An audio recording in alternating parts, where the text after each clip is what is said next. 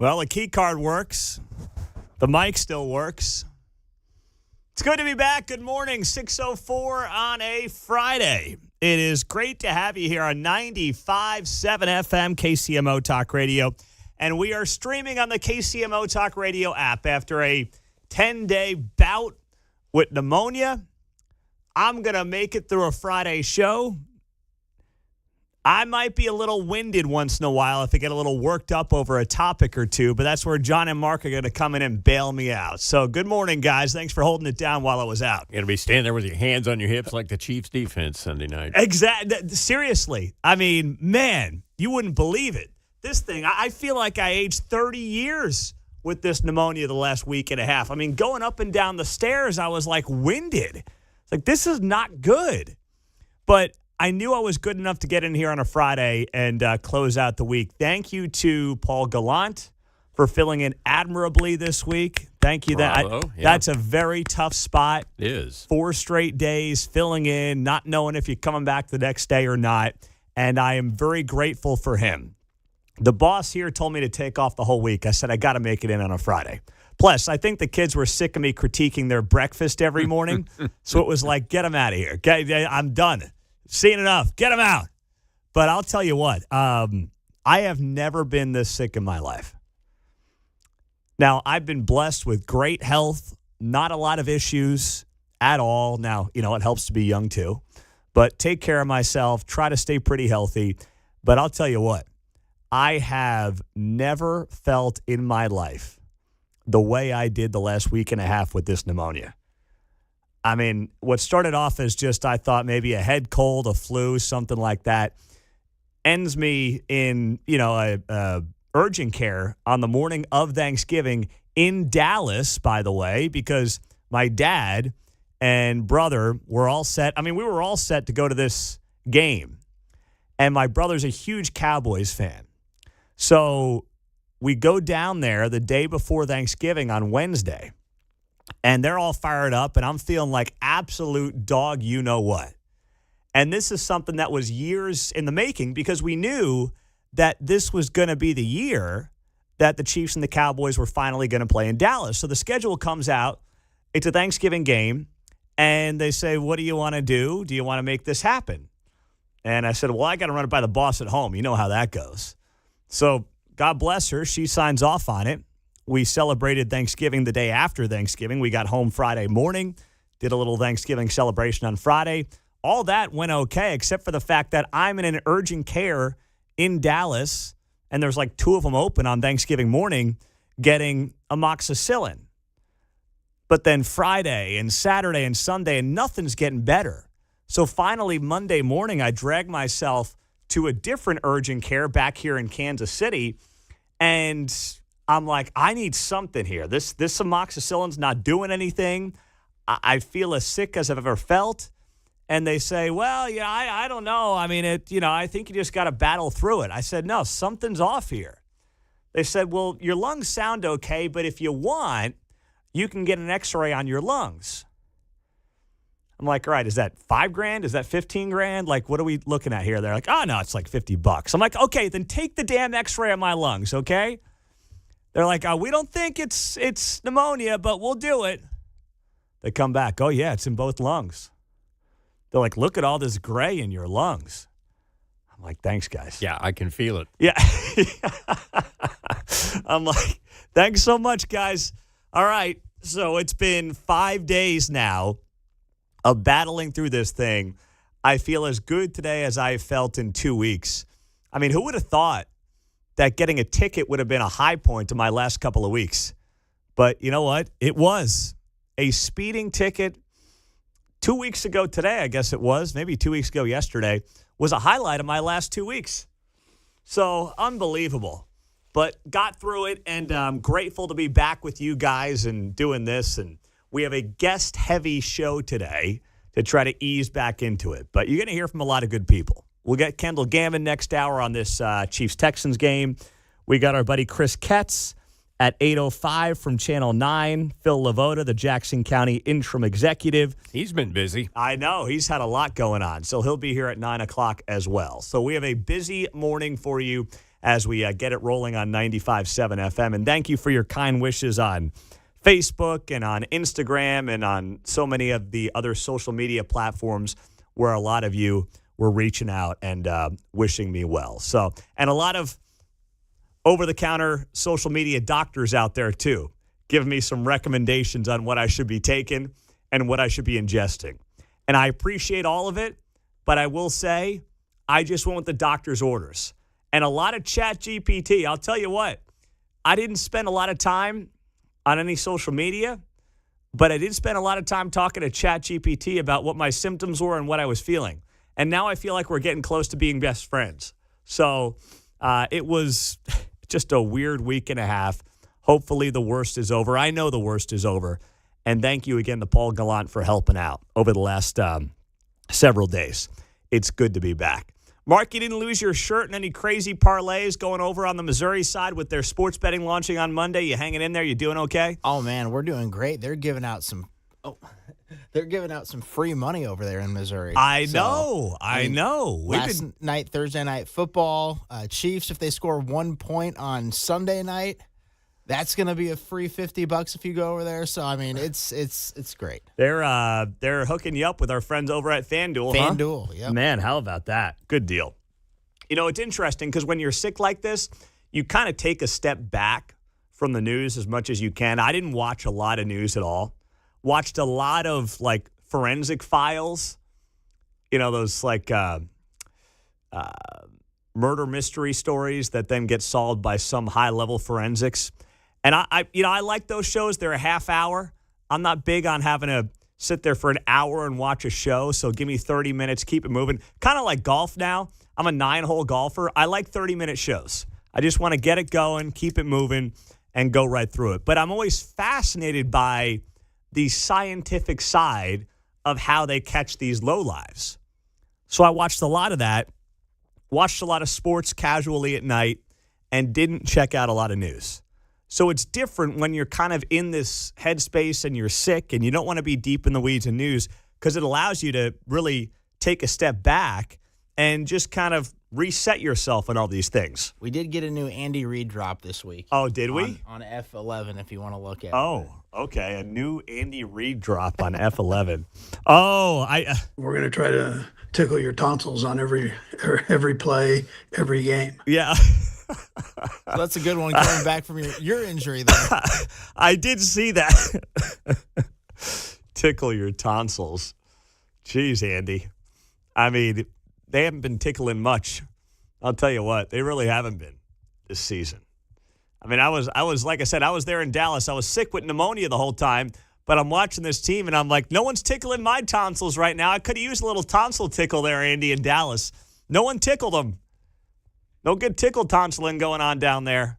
I think the defense was getting their tonsils kicked in. I would say so. I would say so. They were getting absolutely smoked, man. But when you take a step back from all the news, one thing when it comes to just the overarching coverage of, let's say, Donald Trump right now, one thing is very obvious. When you're just flipping around the news, casually scrolling through the news, one thing becomes very obvious to me. As we sit here with about 3 weeks left until 2026 starts, this is their last chance.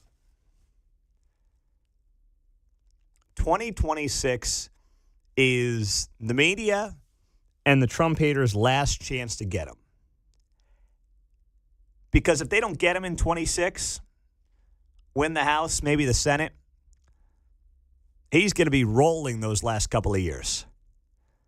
This is it. This is 10 years in the making. Everything about this guy and this administration is going to be negative. Everything. Every single thing. Any good news will be buried. Any bad news will be amplified. There will be faux outrage. There will be people taking the moral high ground on whether or not Tim Walz is a special retard. There will be all of that stuff going on.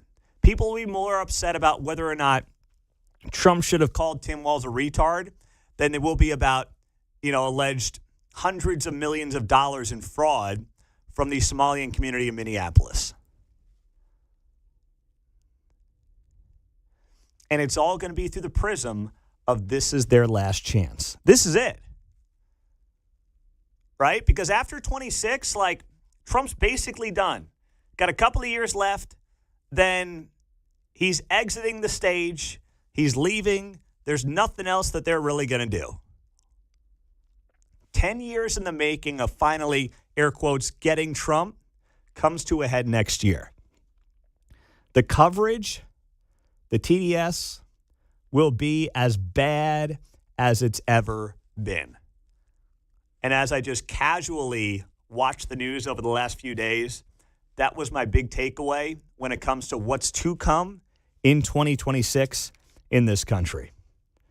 Coming up next, it is a big day for Kansas City. It is a big day for the country as well. It's happening in D.C. We'll tell you what that is, what it means, and how it impacts us coming up next on 95.7 FM, KCMO.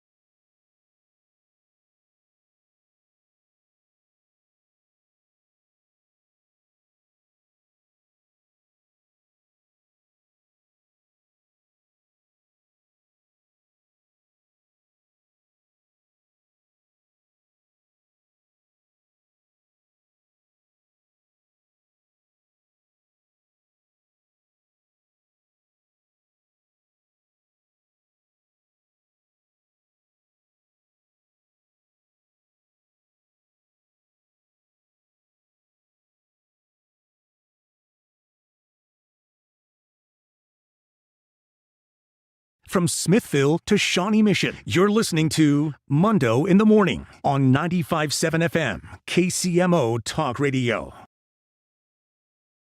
So today's a big day for the World Cup and all the actions in Washington, D.C. I wanted to try to get back for yesterday's show, but I didn't think I was there yet.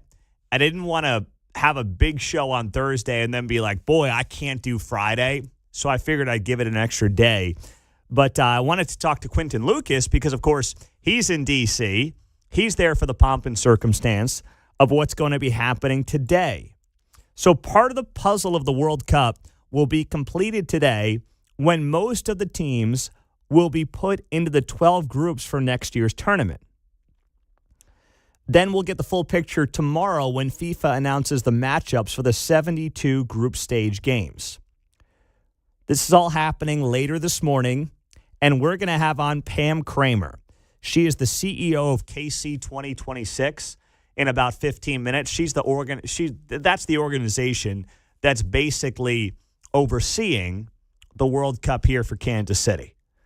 There are politicians involved, but it's heavily apolitical. They basically found competent business people to take this out of the hands of the politicians because they're worthless.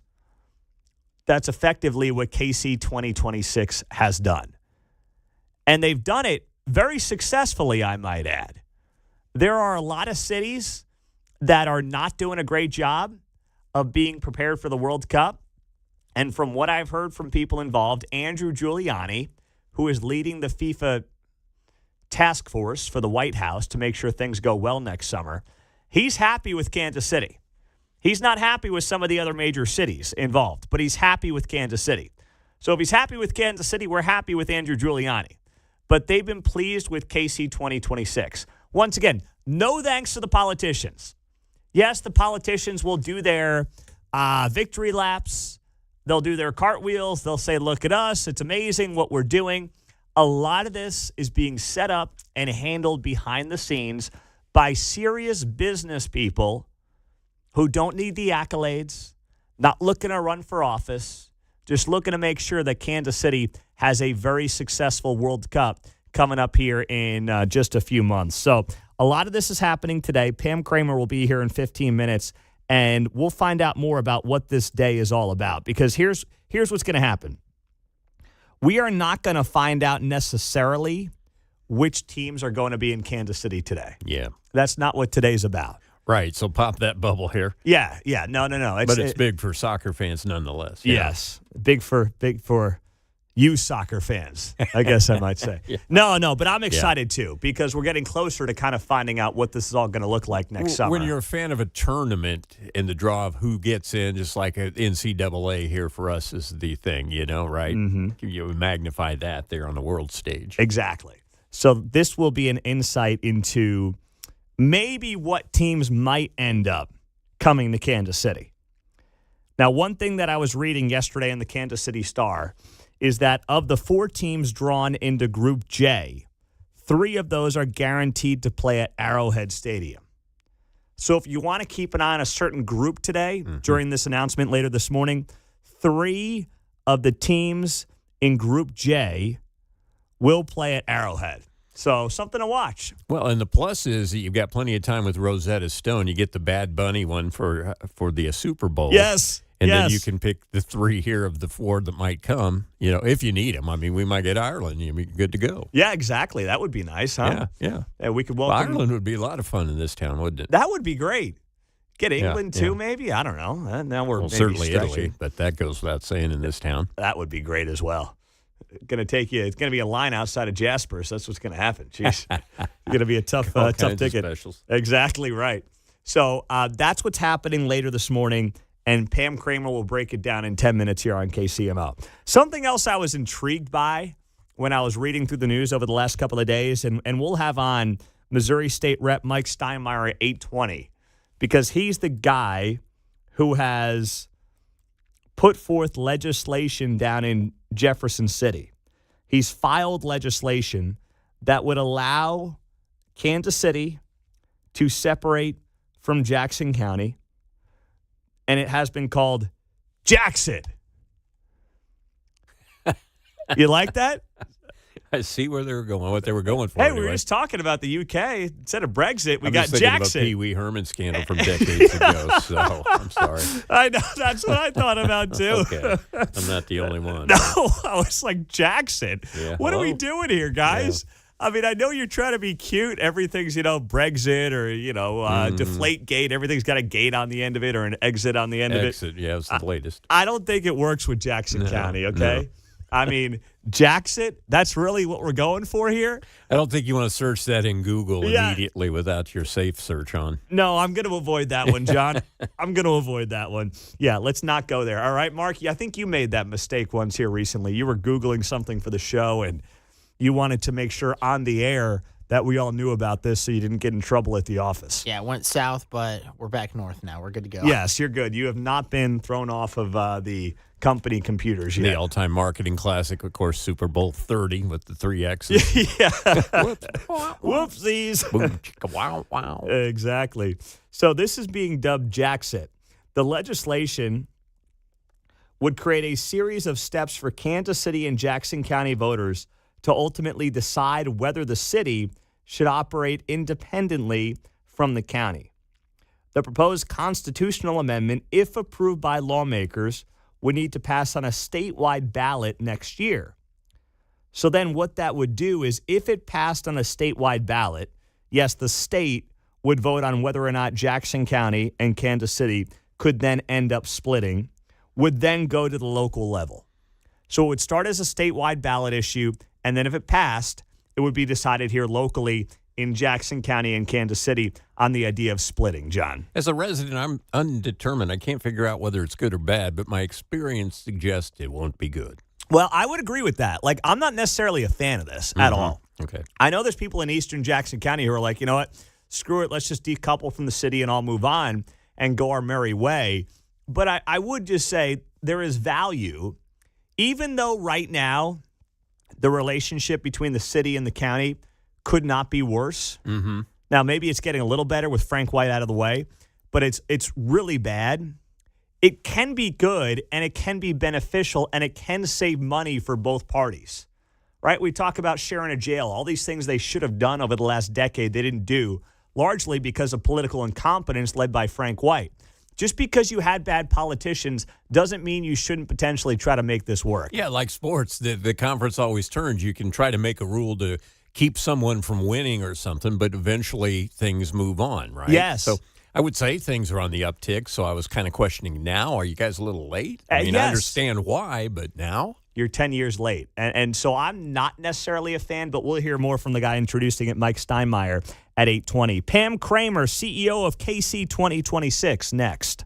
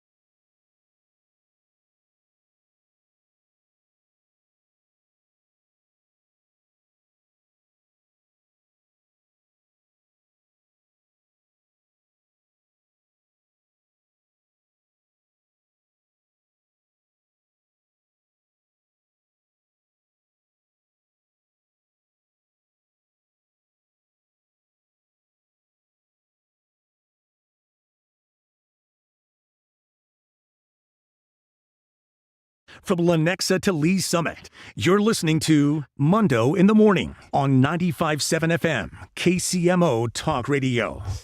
All right, so today's a big day for the World Cup. All the action is in Washington, D.C. at the Kennedy Center, of all places. How about that? Pam Kramer is the CEO of KC 2026. That's, of course, the organization that is overseeing and making sure that this event goes off very smoothly here in Kansas City. She is in D.C. this morning. She joins us on KCMO Talk Radio, 95.7 FM. Pam, good morning. For those who just don't know, what is happening this morning in D.C., and what does it mean in terms of finding out what is next for the World Cup in Kansas City? Well, good morning, Pete. First of all, glad to hear you back. You had us all a little worried. That's a lot of days to be gone. So A little bout with pneumonia, so I'm hanging in there, though.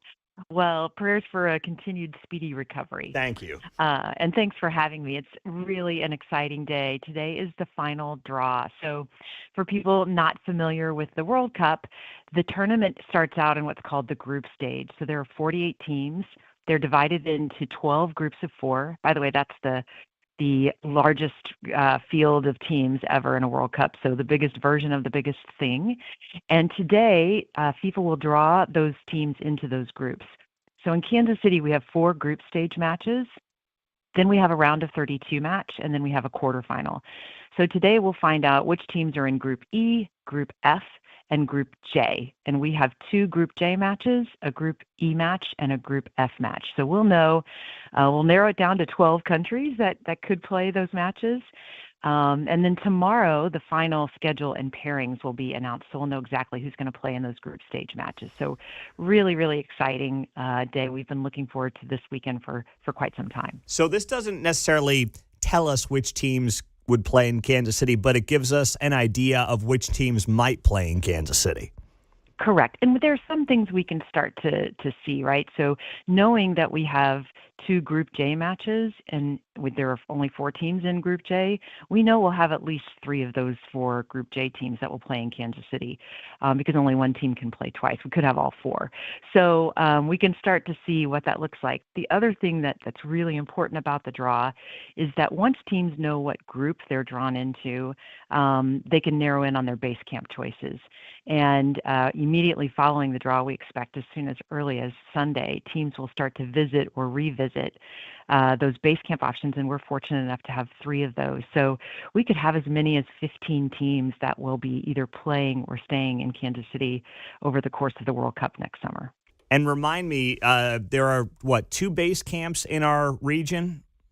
3, actually. 3. So they're Rock Chalk Park in Lawrence, the Kansas City Currents University of Kansas Health System Training Facility in Riverside, and then Compass Minerals Performance Center, which is Sporting Kansas City's facility out in Kansas City, Kansas. So we'll have 3 teams that will use this area as their home, which is how many weeks those teams will be here?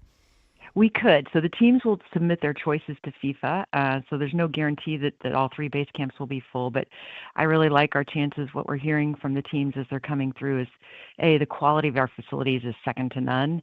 The pitch quality and the actual training facility. And then they love our location, right? Because they're hoping they're going to travel to eventually the final in New York City. They want to be able to get quickly to any match they're playing, and we're perfectly positioned for that. So they'll arrive 2 to 3 weeks before the start of the tournament, and they'll stay at least through the group stage, could stay longer. It will be at their option beyond the group stage. But again, our location makes it more likely than not that teams who are base camped here will stay for the entire tournament. Pam Kramer is the CEO of KC 2026. That's the group that's overseeing the World Cup for Kansas City. So that's interesting. So Kansas City being obviously geographically located where it is could be beneficial to any of these teams because they may say, you know what, we could get to L.A. quickly, we could get to New York quickly, our travel is cut by theoretically half no matter where we have to go. Does that mean that a team that may not end up playing any games here could end up being base camped here? That's exactly right. So FIFA has divided the base camps into what they call clusters, and depending on which group those teams are drawn into, they can then choose from various clusters. Because of our location, 32 of the 48 teams have Kansas City as an option. So we're one of only 2 host cities in that position. Atlanta is the other. So it's a pretty unique position. The other thing about our geography, if you look at a map of all 16 host cities, and there are 11 in the United States, 2 in Canada, and 3 in Mexico, we are all alone in the middle. We are the closest host city to Chicago, to Denver, to Minneapolis. So we're not only going to attract international visitors, we're going to attract quite a few people from the United States who just want to be part of the World Cup. That's great. All right, Pam. So when you look at today, what is the timeline and everything that's going on this morning? And who else is there from Kansas City with you as well that listeners would know? Well, the great thing is it's not all happening in Washington, D.C. We actually have a watch party planned at Power and Light. The draw starts, it will be televised. The draw starts at 11 a.m. Kansas City time. So I encourage people to take a lunch break, go down to Power and Light and watch it with a few thousand of your closest fans and friends. We have some host city supporters here, members of my team. We met yesterday with the Department of Transportation. They had Secretary Duffy held a summit, actually invited me from Kansas City to participate in a panel. And we were the only host city that he invited to do that. We had an embassy workshop earlier this week, really helping the embassies understand what the fan experience will look like in Kansas City for their nationals. So pretty exciting to see it all start to come together. I want to ask you this too, Pam. There was an editorial. My brother lives in Boston. There was an editorial in the Boston Globe headlined, "Boston's World Cup moment in the sun gets some shade." And it was basically about how Boston's not doing a great job preparing for this thing. But Kansas City was mentioned in the Boston Globe as a city that is actually ahead of the curve and doing things the right way. So what is your read on how Kansas City is stacking up and preparing for this event compared to some of the other major American cities?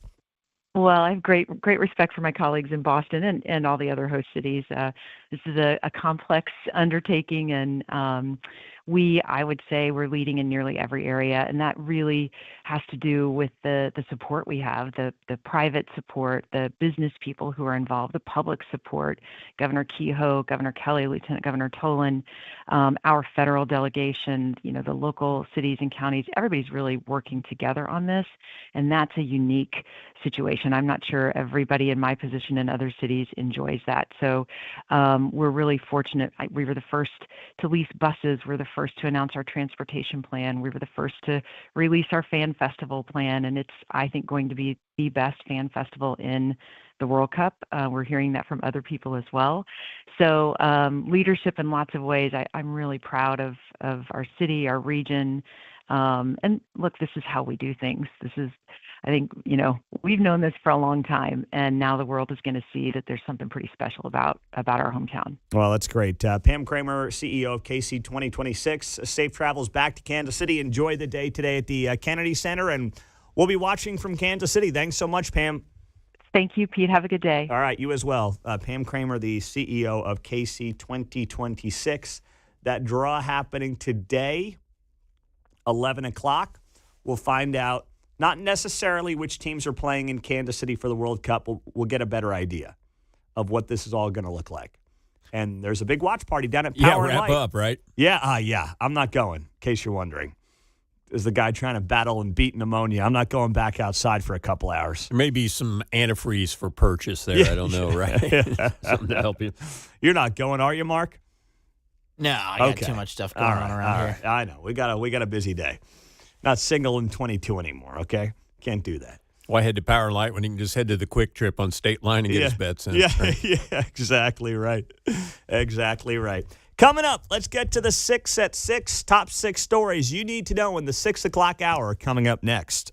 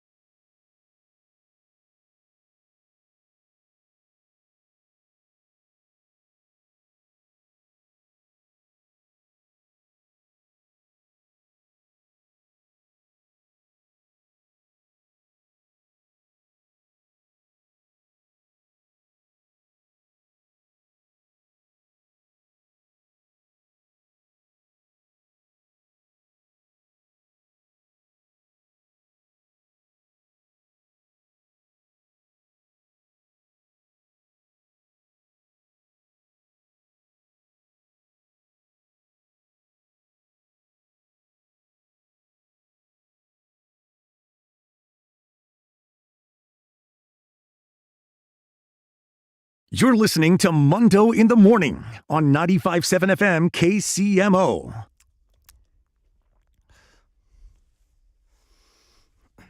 Backing at it on a Friday morning. Thank you to Paul Gallant for filling in over the last few days as I was battling pneumonia, sicker than I have ever been in my life. But thank you to Paul, thank you to John and Mark and everybody holding it down here, and thanks to you for continuing to listen on 95.7 FM. It's that time of the morning. Let's do it. It's time for the 6 at 6 on KCMO Talk Radio.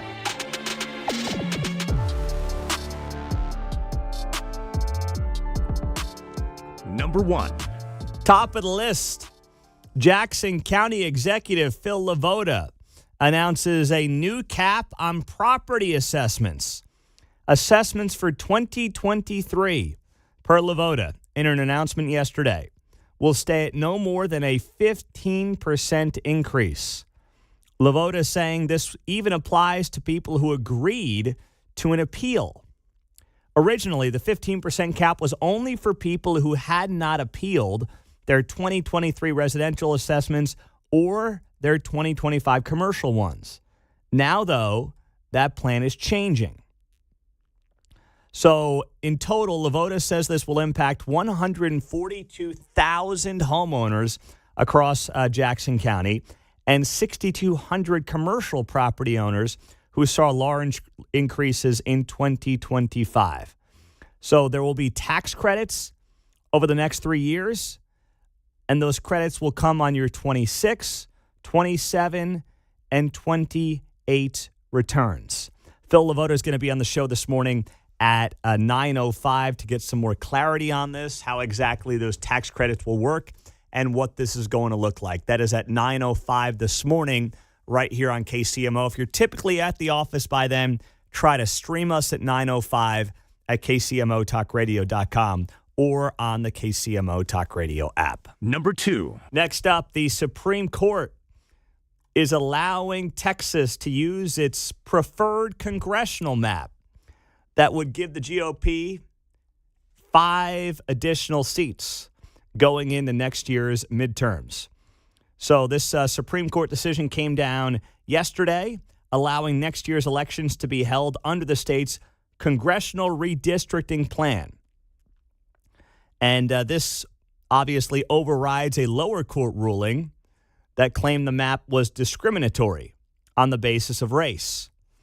So the Supreme Court's order puts the 2-1 ruling blocking the map on hold, at least until after the high court issues a final decision in this case. So a big deal yesterday, obviously a big win for Trump, a big win for the Texas GOP as well.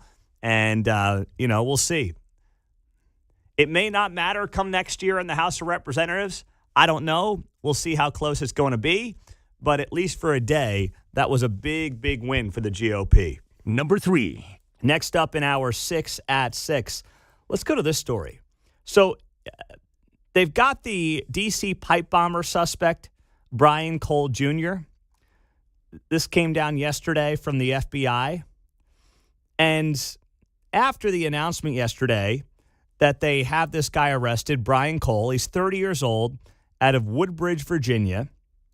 He is the guy who is alleged to have planted pipe bombs outside of the Democratic and Republican national committees on January 5th, 2021, hours before the Capitol riot took place the next day on January 6th. Well, what you heard yesterday from the FBI and Director Kash Patel is that Joe Biden's FBI was guilty of, quote, sheer incompetence or complete intentional negligence in allowing the D.C. pipe bomb case to languish for nearly 5 years. See, I don't get why they would do that unless it was just sheer incompetence, because this was not something that really benefited either party. The pipe bombs were outside of both the RNC and the DNC.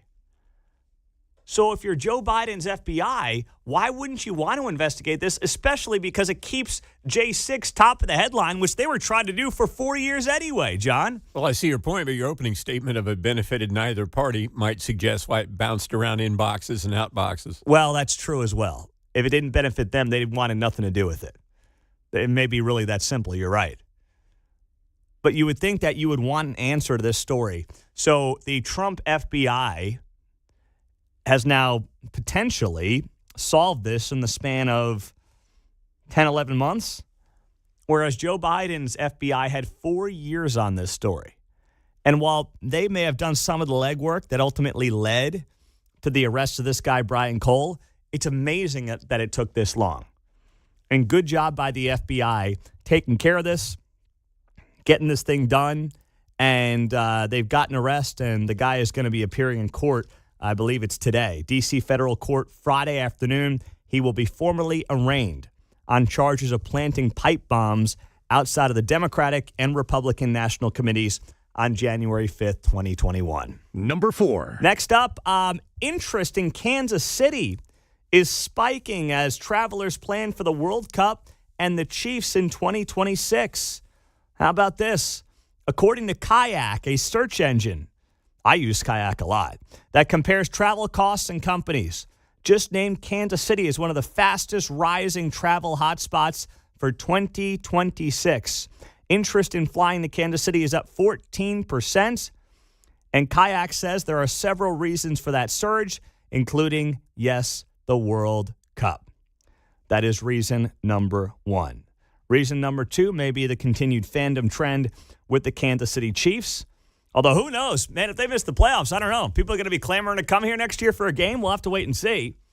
They write here, the team may not be a favorite to make the playoffs or win the Super Bowl this season, but the Chiefs have grown internationally when it comes to their fandom. We know why a lot of that is happening. Taylor Swift, hello. Yeah, I was going to say, you got a few Swifties hanging at Casey's there in Lewisburg, picking up a slice of pie, hoping they see Taylor come in. Exactly right. So, obviously, that is intriguing, to say the least, when you talk about what may be coming to Kansas City next year. And let's keep it rolling here. Number 5. Speaking of Taylor Swift, you boys see we have a wedding date? Clear the calendars. According to the New York Post, Travis Kelce and Taylor Swift are planning to tie the knot on June 13th of next year. The number 13 is significant for Taylor Swift. That is her lucky number. And it just happens to be on a Saturday. How about that? That's some good luck right there. Man, unbelievable. So if you're hoping for that invite to the wedding, clear the calendar for Saturday, June 13th of 2026. That is when Travis and Taylor are going to be getting married and making it official. Gosh. Pay-per-view? Yeah. Number 6. And lastly, at hour 6 at 6, welcome home Colin Klein. Kansas State has a new football coach, former quarterback at K-State, former offensive coordinator at K-State, recently at Texas A&M. He is coming home. Colin Klein, a new multi-year contract, $4.3 million per year. Welcome home, Colin Klein. I love it. There's your 6 at 6. Kendall Gammon is next, part of a busy 7 o'clock hour.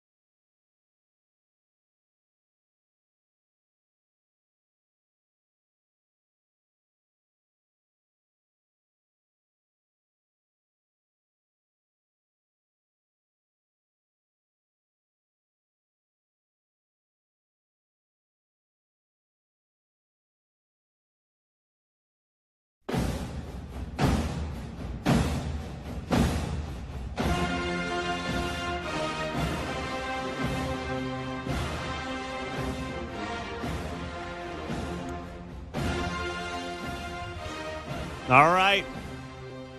Coming off that loss last week, every game counts season, I would say, is on the line on Sunday night.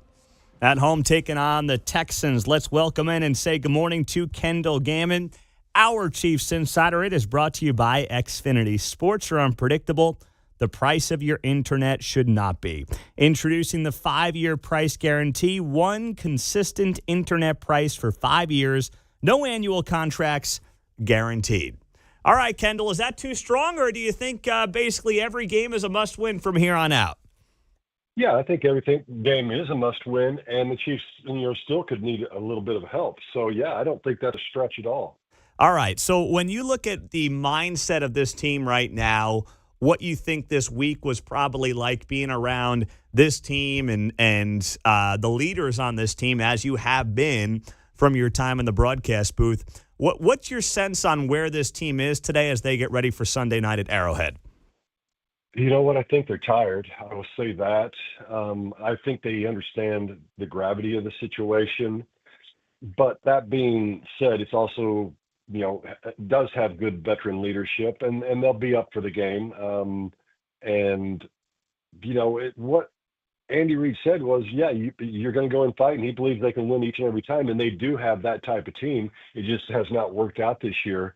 I don't think there's really that much different, except you're aware of the situation, just like you were last week and the week before. I mean, the teams are always aware, but it is one at a time. But it really doesn't matter what they do here on out, unless they start doing some of the things they need to do that would have helped them win in general, which is cause turnovers, get sacks, which they're doing neither right now.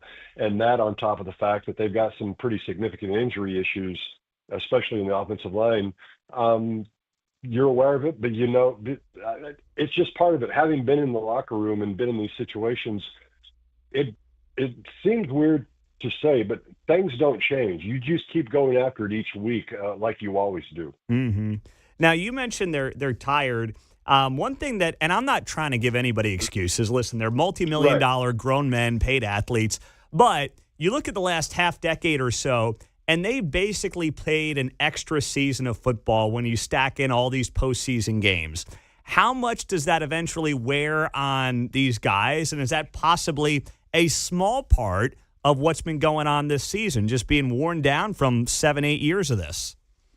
Yeah, there's no doubt that that's a contributor. And then just because something is a contributor doesn't mean it's an excuse. It's just part of the facts. And what you say is absolutely true. And that being said, I'll take that even if they don't make the playoffs, because I'll take those 3 Super Bowl wins and the five times in the Super Bowl and every year in the AFC Championship game. That's part of it. But it's a factor. That's just plain and simple. All right. So Sunday night, I mean, we didn't talk on Monday. Well, you did with Paul, but I wasn't here. So what concerns you most coming off of that Dallas game last week? And now you look ahead to this Texans team, great defense, stout defensive line. What concerns you most right now going into this game on Sunday? Exactly what you just talked about, and you're on it already, which is this defense of the Texans is the number 1 scoring defense, I think, maybe a top 2 or 3 defense overall. They can rush the passer. They're way up there. And that, I guess, crossed with the fact that the Chiefs, Josh Simmons goes on injured reserve. Trey Smith is hurt. So now and Jawan Taylor has a triceps injury. So now you're going to have 3 different offensive linemen in there and only 2 starters from what we started with back in Sao Paulo, Brazil. So this offensive line is hurting right now, literally. And because of that and the defense of the Texans, that's the number 1 thing. I don't think that's splitting atoms. I think that's a pretty easy one to see. All right. So then how, with the offensive line being banged up, with this great defense coming into Kansas City, how do you think the offensive strategy is going to change from the Chiefs outside of Andy Reid trying to tickle their tonsils? Yeah. Every time that I was around and played teams like this, you try to use that aggressiveness and that desire to get to the quarterback and sometimes playing the run on the way to the QB against them by maybe trapping and chipping and running draws and screens and just trying to mix it up maybe more than normal, because you can't just. Patrick Mahomes just won't be able to Sunday night set in the pocket. That's been proven with the O-line we've got right now as of recent. So you've got to move the QB around a little bit, and you've just got to get the ball out of your hands quicker. I would say, you need to have a good run game, and you do, but I don't see that being a big possibility on Sunday evening. Yeah, I don't either. So what about the other side then? The defense has, they got cooked last week in Dallas. There's no doubt about it. So what needs to change on that side? Not that this Texans team has the passing attack or the weapons of Dallas, but still, I mean, if they win this game, it feels like it's got to be something like 16-13. So how's the defense keep up its end? You know what? I think when it comes down to it, the defensive line of Kansas City, pass rush in general, has to get to the QB. They got to get home a little bit and be able to get pressure on the QB, sometimes with just 4. You can't bring 5 or 6 all day long. You live by the sword, you die by the sword. And when you bring 5 or 6 and you have people on an island and there's zero coverage, so that means it's man-to-man.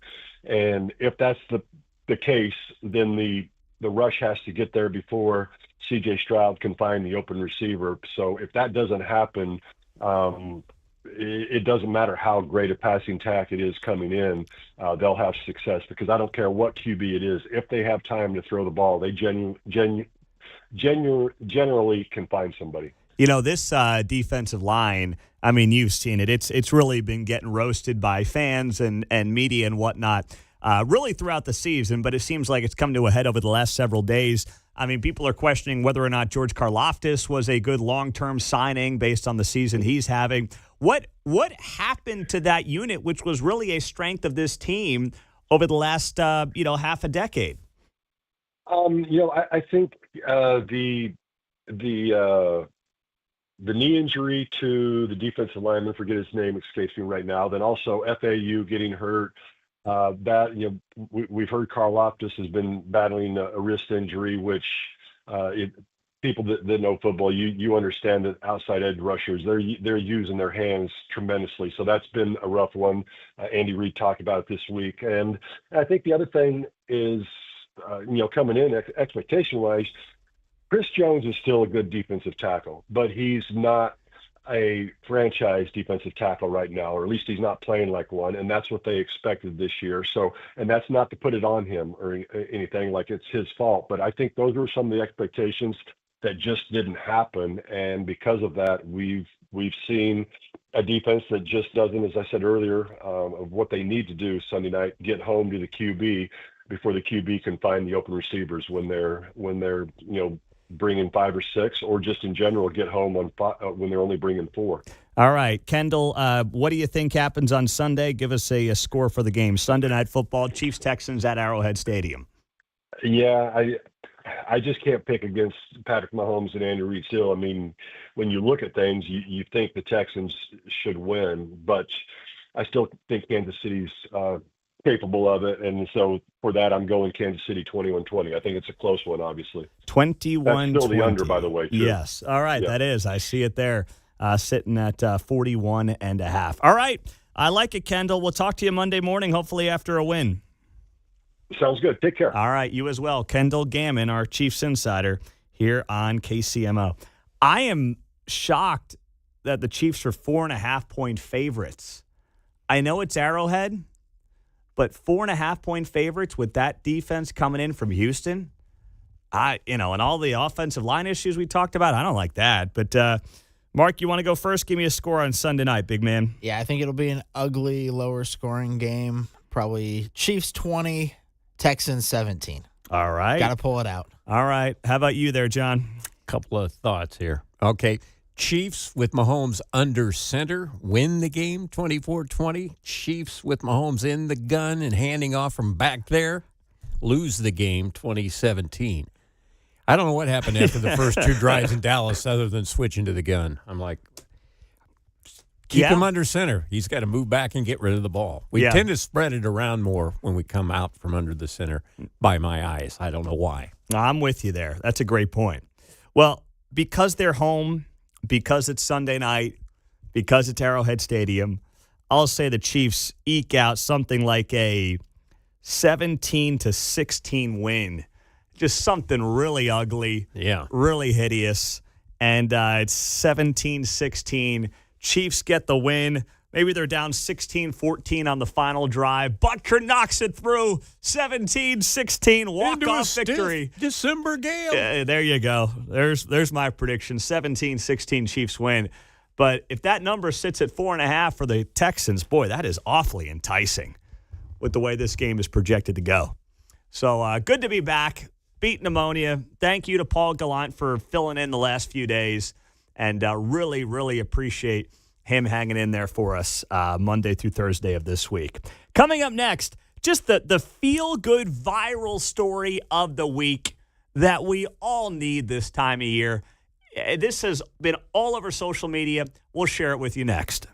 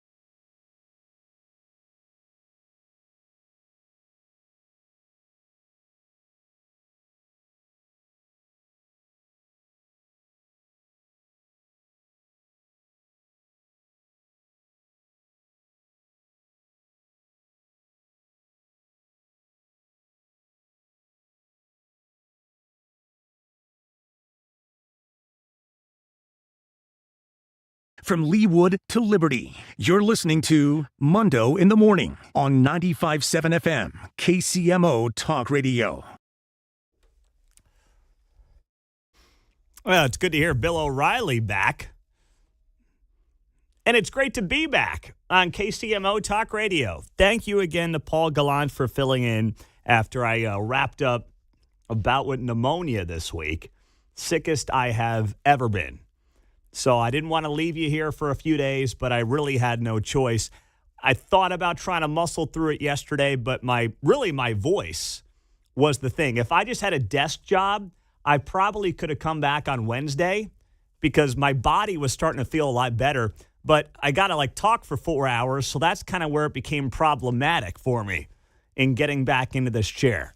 And I didn't want John and Mark to have to really carry me. They've done enough this week. So I said, let's take the extra day. Let's make sure I can get my voice through a 4-hour show and not lose my breath. Because, man, I felt like I was 70 years old at points over the last week or so, not being able to, just walk up the stairs without being like,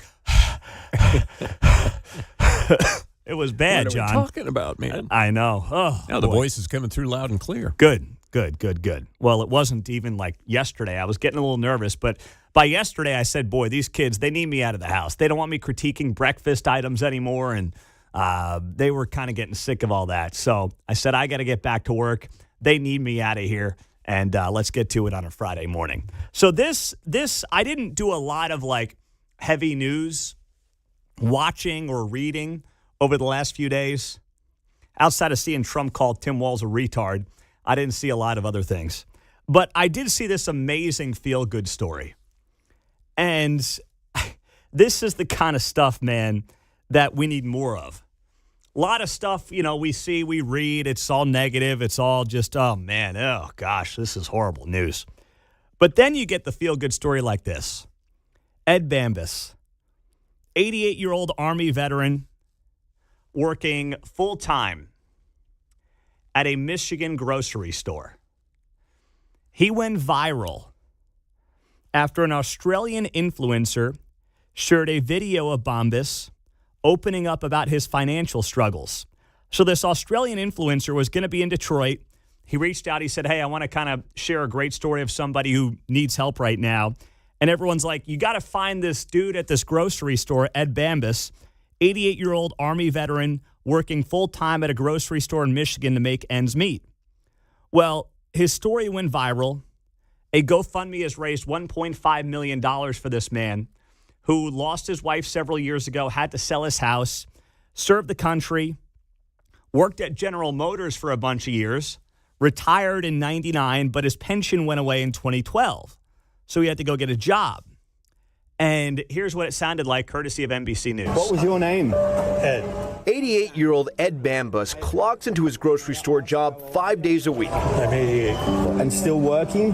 Yes, I have to. The Army veteran worked for General Motors, but says his pension was wiped out when the company went bankrupt back in 2012. The thing that hurt me the most was my wife was real sick. And when they took the pension, they also took the health care coverage. I sold the house, and we made it through. My wife died 7 years ago. Since then, I've been trying to reestablish myself. His story catching the attention of Australian influencer Sam Wiedenhofer. I'd like to share your story and try and, get people to help you retire. Oh, thank you. This moment going viral. More than 8 million people have viewed the video on TikTok alone. Users commenting saying things like, he's our grandpa now. We must do better for our veterans. And let's retire this sweet man. In the video, Sam gives Ed a $400 tip. It goes a long way to help me.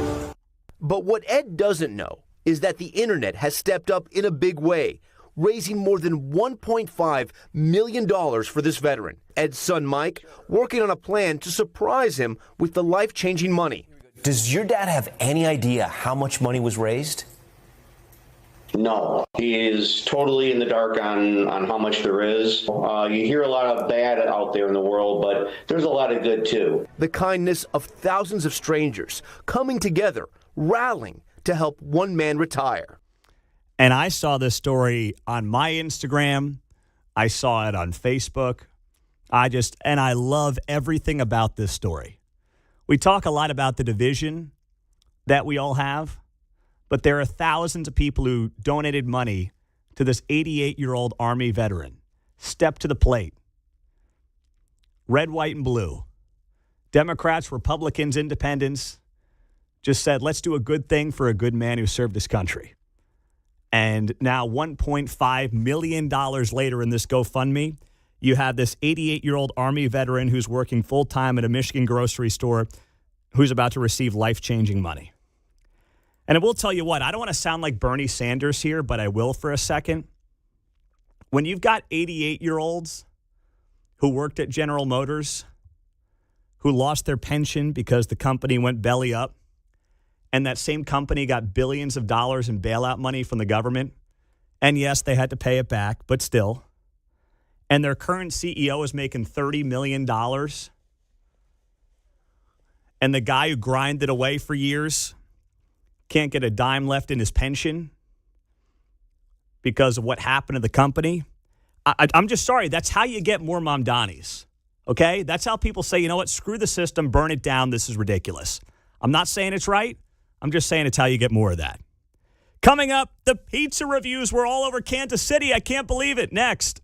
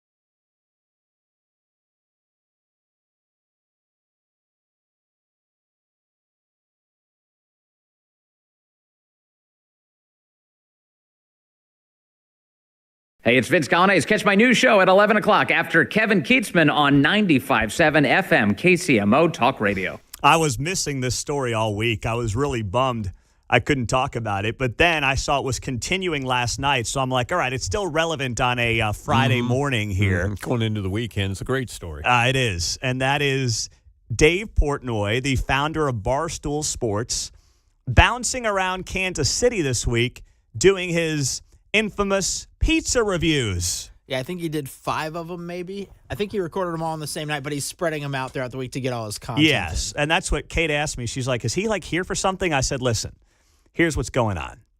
He's doing this in Kansas City because he's got to help out his sports betting partner, which we will not name on the air because it's different than our partner with FanDuel. And part of this is to go around and do these pizza reviews. So I think he just recorded all these in one day, and he's rolling them out throughout the week. So I saw he did Pizza Tasio. They're a good partner here of Cumulus Media, and they got an 8.1 out of 10. Congratulations. And by the way, well-deserved. Woo! He liked the undercarriage. Yeah. So I thought, good. okay.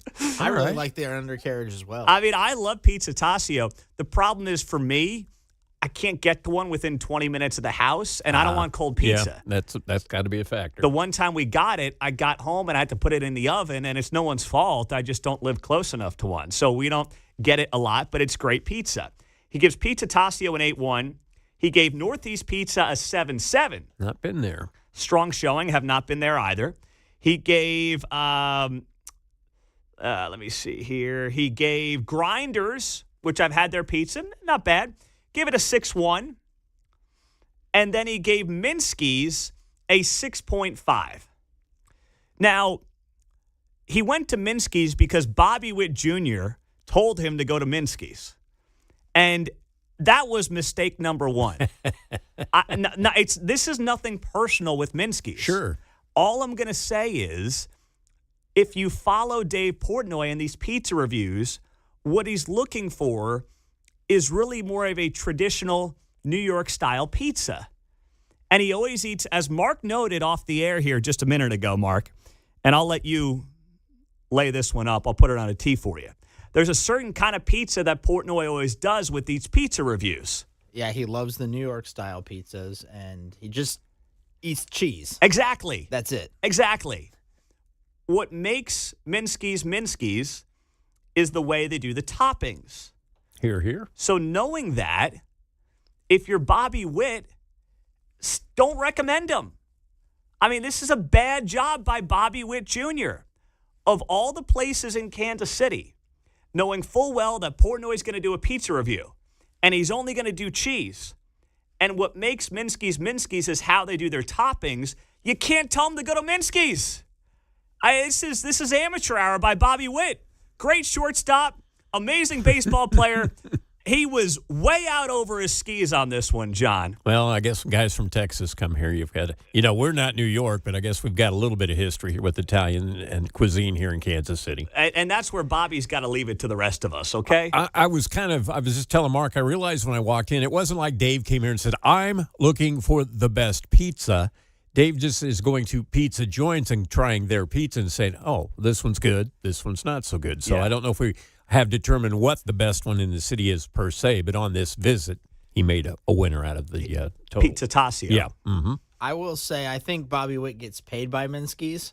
Oh, So, really? yeah. Oh, then that's super ridiculous then. Well, I think that he's saying it because, he does commercials. So it would be like him saying, oh, yeah, go to Community America Credit Union, too. Yeah. Right. That's Patrick a great Mahomes point. asking if he's got State Farm. Excuse me. Yeah. Oh, man, that pneumonia is kicking back in on me here, guys. All right, here's Dave Portnoy reviewing Minsky's last night. Oh, now this is what I expect Midwestern pizza to look like. Did your camera just die? No. That is what I expect Midwest. Deep, thick, cold weather. Got a little Domino's to it on the inside. Totally different than the first two spots. One bite, everyone knows rules. Minsky's from 1976. I don't know what that means. Bobby Witt called out. He's a great baseball player, Bobby Witt. I think he was one of the people who recommended it. Really, Bobby Witt. Should have had him on.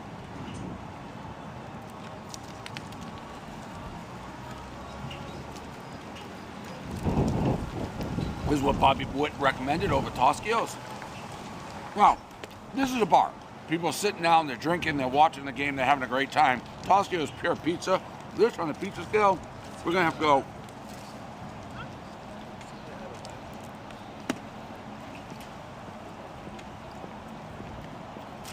6.5.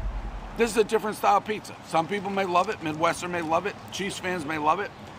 I like it charcoal thin. It's just the opposite of what I like. Minsky's, there it is.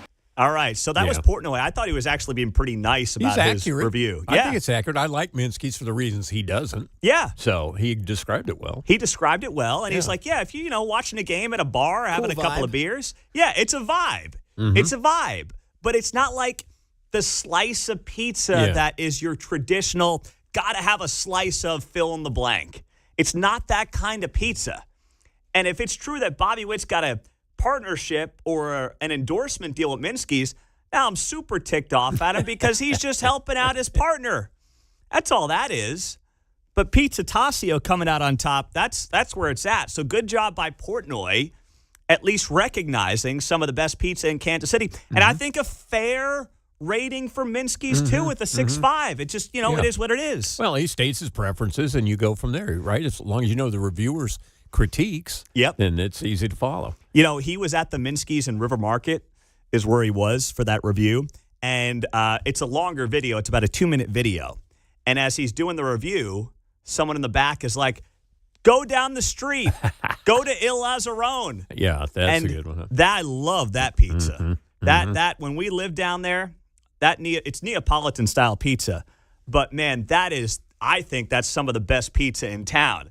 And you got Portnoy, literally, he's a stone's throw from Il Lazzarone in River Market, and he's going to freaking Minsky's because Bobby Witt Jr. put up a post on X about it. I mean, that's ridiculous. We could help him out if he were looking for the best. I know we all have our perfect places. Grandview's got Providence Pizza. Yes. It's in the Crossroads. It's outstanding. So there are lots of great places owned and operated besides the chains. I pretty much like everybody's pizza, so I'll go for Casey's. So at least he didn't go there, right? If he went to Casey's and did the breakfast pizza, I would have been more outraged. That's an Iowa chain. Yeah, I know. You're right about that there, Mark. But still, it's a staple here. No doubt about it. It's a staple. So good job by Portnoy, and I'm glad he was here. But he was here because he was helping out his sports betting partners get the new month started because December 1 was obviously a big day here in the state of Missouri. He would have loved Villa Capri Pizza. Okay. Yeah. The other day I mentioned, too, down in Hollister right there by Branson, Mr. Gilberti's. You can look that one up. That's one place he rated very highly when he was here in Missouri that was about last month or in the summertime. Nice. Yeah, nice. Mr. Gilberti. Very cool. Very good. Well, it is absolutely outstanding to be back with you. I'm glad we're back. And thank you to Paul Gallant for filling in the last couple of days. I have never been this sick in my life. I mean, we were down in Dallas. My dad, my brother, and I were down there for the game because my brother's a huge Dallas Cowboys fan. And when we found out, we all knew for years that this was going to be the year that the Chiefs played in Dallas because of how they do the scheduling, right? The AFC East or AFC West was going to play the NFC East this year. So the schedule comes out. We find out, hey, it's Thanksgiving. You guys want to try to do it? Yeah, sure. All right. I sign off with the boss at home. She says, okay, God bless her. And I'm sitting there in Dallas, waking up on Thanksgiving morning, sicker than I've ever been, ending up in an urgent care in Dallas, getting amoxicillin, thinking I've just got a flu or a head cold or a sinus infection. Little do I know, after spending 3-4 more days absolutely miserable, including just basically sitting there at the game with a fever, that I actually have pneumonia in both of my lungs because on Monday morning, I said, I can't keep doing this. I'm not getting better. I go to another urgent care back here in Kansas City, and they finally decide, hey, we should probably do an x-ray after saying, we don't hear anything in your lungs, but we got nothing else for you right now. They come back, and they're like, whoa, you got pneumonia in both of these lungs. We didn't hear anything, but you got pneumonia in both of your lungs. I'm like, great. Yeah, thank you. Thanks. I'm not blaming any one person at all. It's just, I mean, it was a miserable, absolutely miserable experience that I wouldn't wish on anybody. But someone on my Facebook page said that Rex Archer must have a voodoo doll of me or something. Thanksgiving. And he just... Boy, I love Thanksgiving. The former Kansas City health director wanted to ruin my Thanksgiving, and boy, did he ever ruin my Thanksgiving, John. You're doing well, sir, today so far, but I think I'll give you a tip here. If you see the wall coming up on you on the horizon, it's going to come up on you a lot faster than normal. So probably once the time you start to feel tired, you better go ahead and knock it off for the day. Well, then what happens? Are you offering to fill in for the last 2 hours of the show? Well, no, I think you'll make it till 10:01. Okay, I think you're right. You know, if you start feeling bad about 10:02, by 10:15, you're going to be pooped. I would agree with that assessment. But I wanted to get in here for at least a day this week. Adrenaline gets you going here. You're right. Absolutely. That's what ChatGPT was telling me. We had a lot of time together the last 10 days or so. And my new friend Chat. Yeah, my friend ChatGPT was like, take it easy on your broadcast on Friday. You know, you're going to be adrenaline running and it's going to be good, and then you're probably going to crash. So no filibusters. No. Maybe that's you on the other side there, John, at ChatGPT. Maybe that's it. Well, I was looking forward to this all week, and now I only get to do one giveaway. And that is your final chance to win Trans-Siberian Orchestra tickets. They are at T-Mobile Center this Saturday. Your last chance is right now. 7th caller to 913-408-7957 wins those final pair of tickets to TSO coming up tomorrow. Next, Nathan Willett's going to be here. He is a Kansas City, Missouri councilman. He is mad about a memo that was sent out about the Christmas decorations at City Hall. What's that all about? And then we got Chris Ketch, Channel 9 anchor, coming up at 8:05 on KCMO Talk Radio.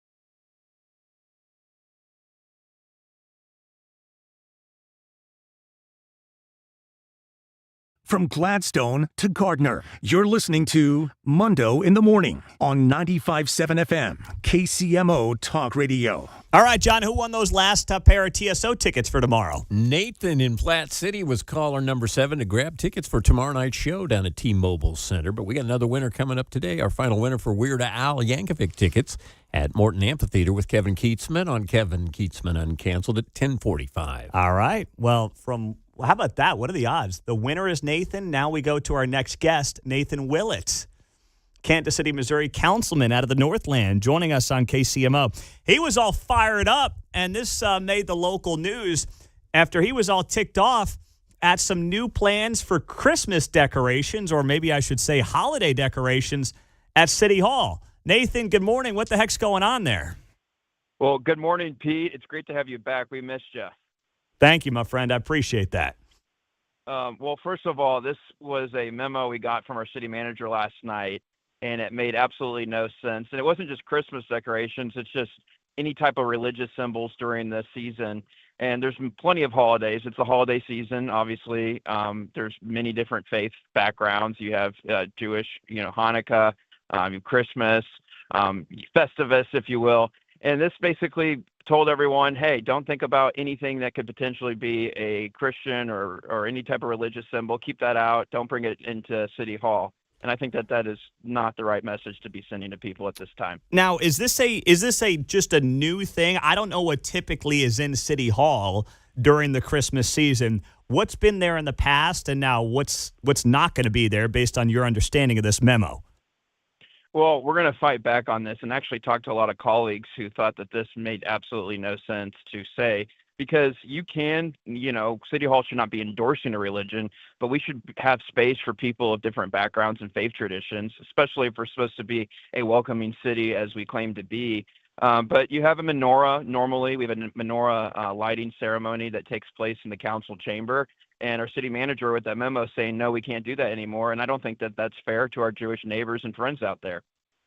So here's what I don't understand, though, because the city manager says here, we'll still make the building feel festive with secular/cultural decor. This includes decorated trees, winter greenery, lights, poinsettias, cultural symbols such as the Kinara representing Kwanzaa. So, I mean, what's the deal here? I mean, if we're going to have stuff representing Kwanzaa, but then we're sitting here saying that we are not going to have any religious symbols, which one is it? Well, it makes no sense. So you can have a light stand for Kwanzaa, but not for Hanukkah. Don't believe in bringing in a donkey, but you can have a reindeer. I mean, that is just stupid as can be. And City Hall should be focused on other things. There's a lot of priorities we have out there. We should be focusing on sending bureaucrats to help out people, cut red tape, not actually going in on looking at different people's desks and seeing, is that the Star of Bethlehem or is that just a regular star? I mean, this is stupid. It's bah humbug, and also it's not the role of what they should be doing. And actually, if you look at the Supreme Court cases in the past, they ruled over and over again that religious symbols can be displayed in private and public property throughout whether the institution's a city government building or a public school. The Supreme Court has weighed in on this, and he is actually not following the Constitution with this memo, and we will fight back. Nathan Willett is a Kansas City, Missouri councilman, 1st District up in the Northland, with this news from the Kansas City, Missouri city manager, Mario Vasquez, saying here that as we approach the holiday season, he says they'll approach seasonal decor at City Hall differently this year, as they want to remain a welcoming space for everyone and to honor the separation of church and state. Will not display religious symbols as part of our holiday decorations. I don't know the man well. Seems like a nice man. Doesn't seem like a super woke kind of a guy. So where do you think this came from? Just some woke bureaucrat bored at City Hall looking for something to do? No, I think so. I mean, I have huge respect for Mario, and I like him. I normally think he's a common sense guy, but this could be listening to some other colleague and saying, hey, sign this memo. Okay, here we go. But this is actually very divisive. It's meant to be, or what they're trying to say, we're trying to be inclusive to all people. This is probably the most divisive thing that you can actually put out there. And it also silences a lot of people. It freezes them up on how they want to go about their holiday season. Many different departments come together and have different traditions, and different people on different floors know each other. And if someone wants to have a display on their desk or their cubicle or around the office that is towards their faith tradition or something similar to it, let them have it. There's no controversy here. I haven't heard of one person complain beforehand, and it doesn't even matter. People have the right to do that.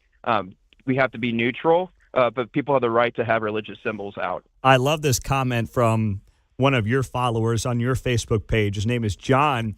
John says, who feels unwelcomed when they see Christmas decorations? Witches, warlocks, devil worshippers? I mean, like, are we really worried about them at this point when it comes to who's offended by Christmas decorations at City Hall, Nathan? Yeah, I mean, he's absolutely right. And it's not just about what's going on with this memo. It's where do we go from here? We still do a public prayer every time before council session. Is that something that he's going to suggest be taken out? Because the line of logic appears to be that way. And that's very concerning to me. That's not who I thought Mario would think or listen to. So I hope he changes courses on this.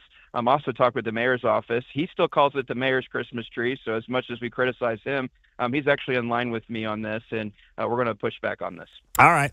Well, let's focus on the snow removal there in the city manager's office and stop worrying about the Christmas decorations. That's all I got. Nathan, thank you very much. Yeah, could not agree more. Merry Christmas and have a great holiday season, Pete. Yep, you too, my man. Merry Christmas. Nathan Willett, Kansas City, Missouri councilman from the 1st Congressional District up in the Northland on KCMO Talk Radio. It is great to be back with you on 95.7 FM after almost beating that pneumonia off. Not quite there yet, but there enough. Coming up, the top news stories in Kansas City over the last few days. We'll break them down. We'll also look ahead to what's to come here with Chris Ketz, Channel 9 KMBC anchor, is going to join me right after the news on 95.7 FM KCMO.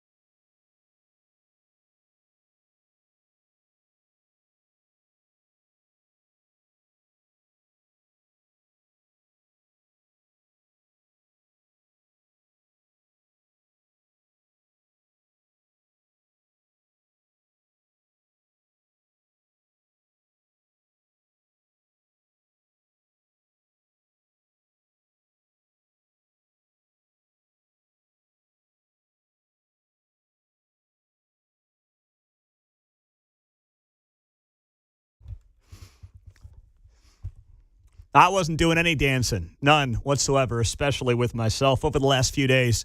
Just trying to battle through this pneumonia. But we're back and at it. Chris Ketch, Channel 9, KMBC anchor, Kansas City's anchorman, joining us for a few minutes on 95.7 FM. Chris, good morning. Happy Red Friday to you, my friend. How are you? Pete, right back at you. Are you okay?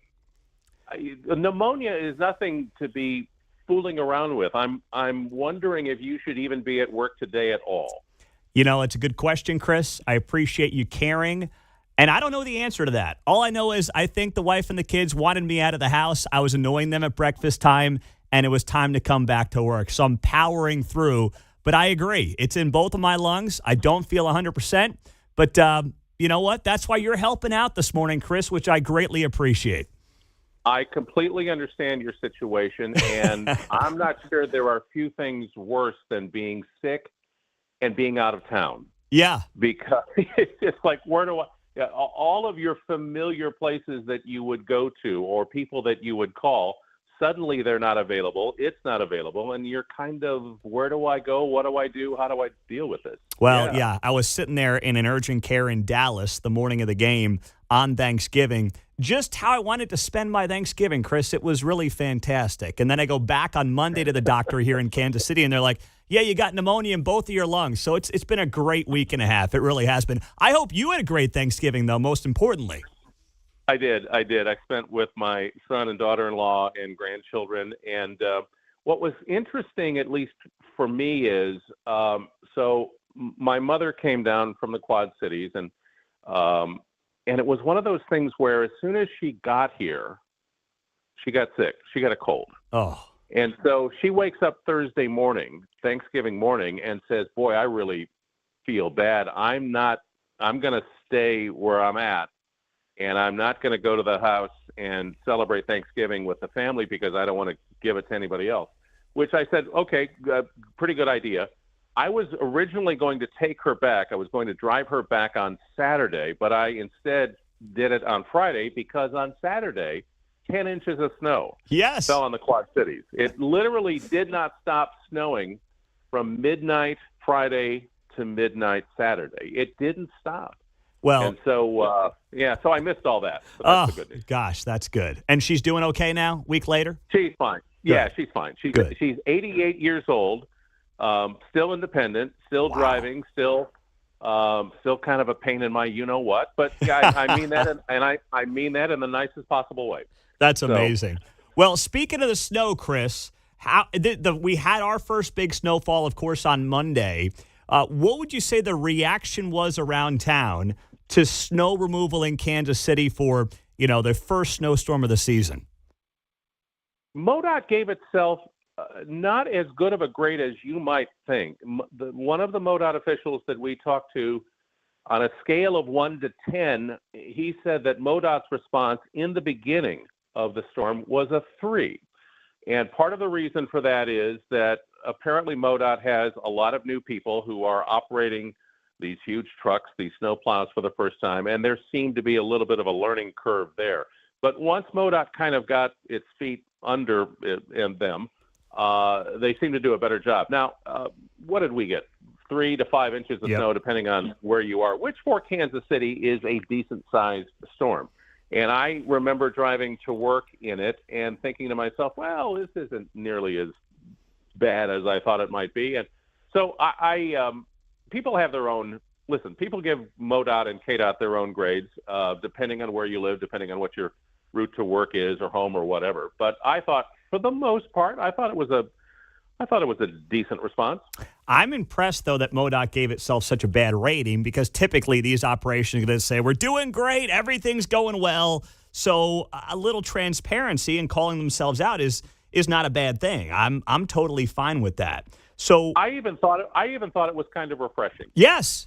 Yeah, that's a good word. Refreshing to hear one of these outlets say, you know what, we could have done a lot better, because they really never say that coming out of these storms.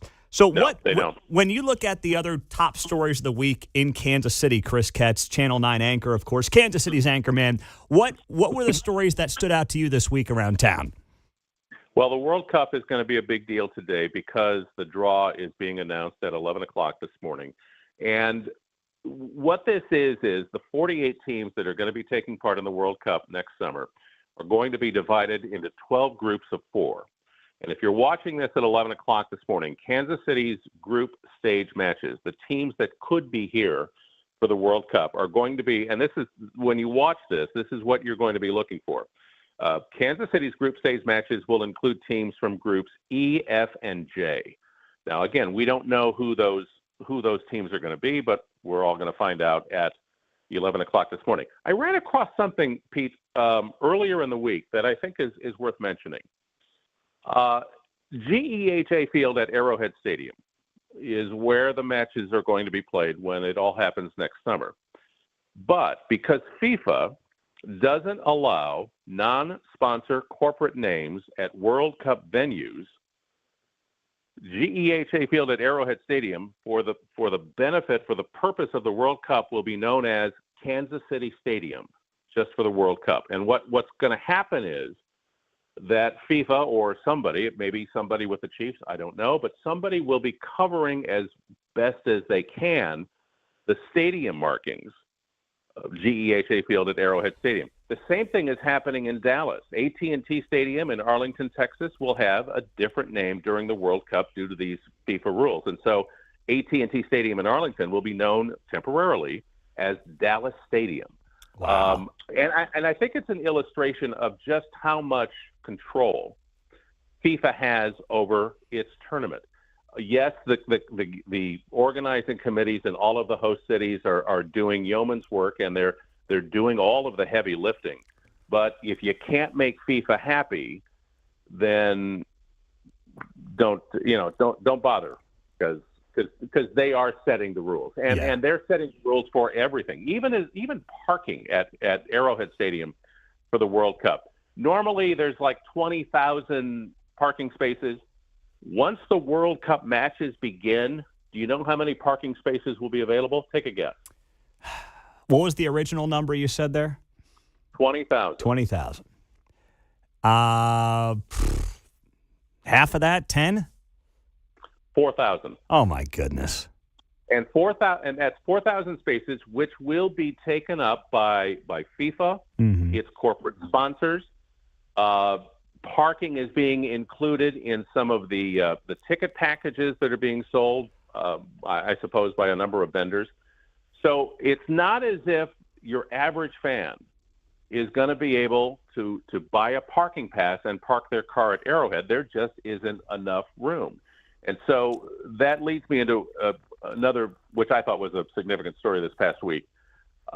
The World Cup Kansas City Committee, KC 2026, rolled out its transportation plan for the World Cup. And it's going to involve, they've contracted 215 buses, really from all over the region.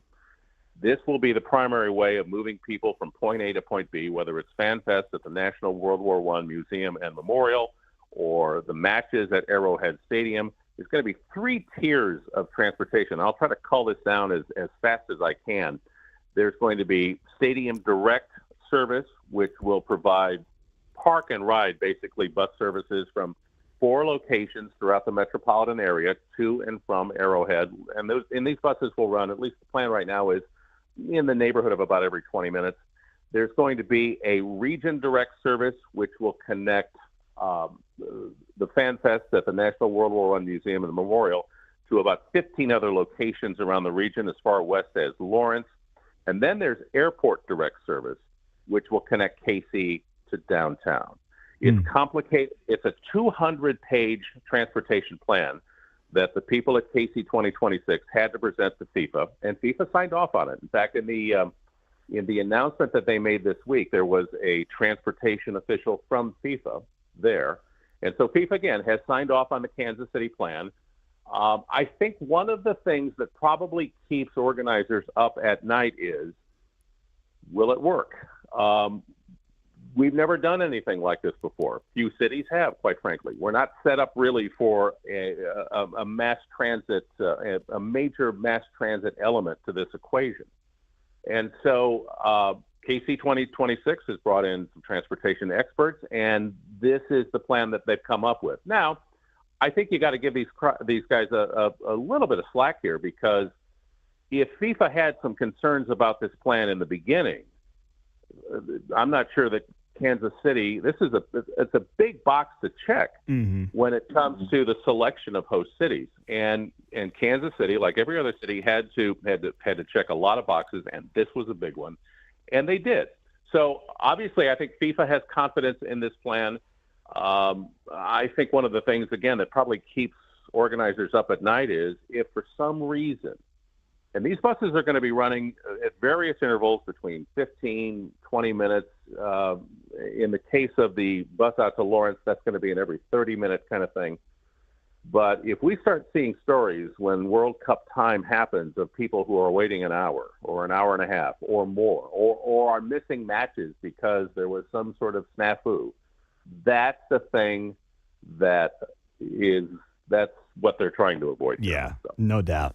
Chris Ketz is here, Channel 9, KMBC anchor, of course. So last thing in the final minute here, Chris, as I was out the last few days, somebody from the Royals texted me and reached out and said, hey, I saw your post on Instagram or whatever. Hope you're feeling better. I said, yeah, I'll make it back. I said, you guys better not screw me by announcing a new stadium here while I'm not on the air. And they laughed and they said, don't worry, you're going to be fine. Nothing's happening. But at the same time, Chris, I'm like, well, when is it happening? Let's go. We're running out of time here. What's going on? I will tell you this. I don't know what's going to happen, but I am hearing a number of conversations from people who are close to this. I think, and I wouldn't have said this a couple of months ago or 3 months ago, I think the chances of the Kansas City Chiefs staying at the Truman Sports Complex and the Royals ending up at Washington Square Park across from Crown Center in Kansas City, Missouri, in Jackson County, in the state of Missouri, I would put the chances of that happening right now 55-45 in favor, maybe even 60-40. There has been, in the last few weeks, I should say, I think there's been increased momentum, in large part because Frank White is not a part of the picture, and the interim county executive Phil Lavoda not only has Lavoda come in and delivered some property tax relief for homeowners and business people after the 2023 assessment mess, as recently as yesterday, but there have been serious discussions that Phil Lavoda has been at the center of with the state of Missouri, with the teams. And I am beginning to think that they just might end up staying in Missouri. Again, I wouldn't have said that 3 months ago.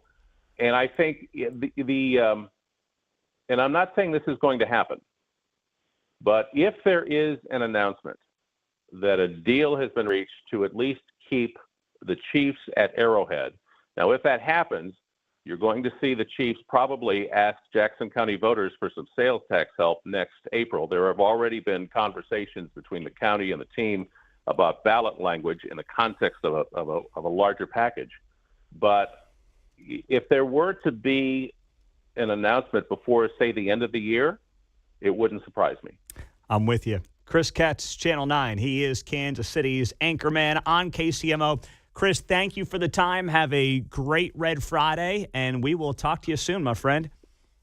Pete, feel better. Thank you very much. Chris Ketz on 95.7 FM, KCMO. Coming up, Jackson. That's what they're calling it. Could Jackson County separate off from Kansas City? The guy who has introduced the idea, Mike Steinmeier, will join us next.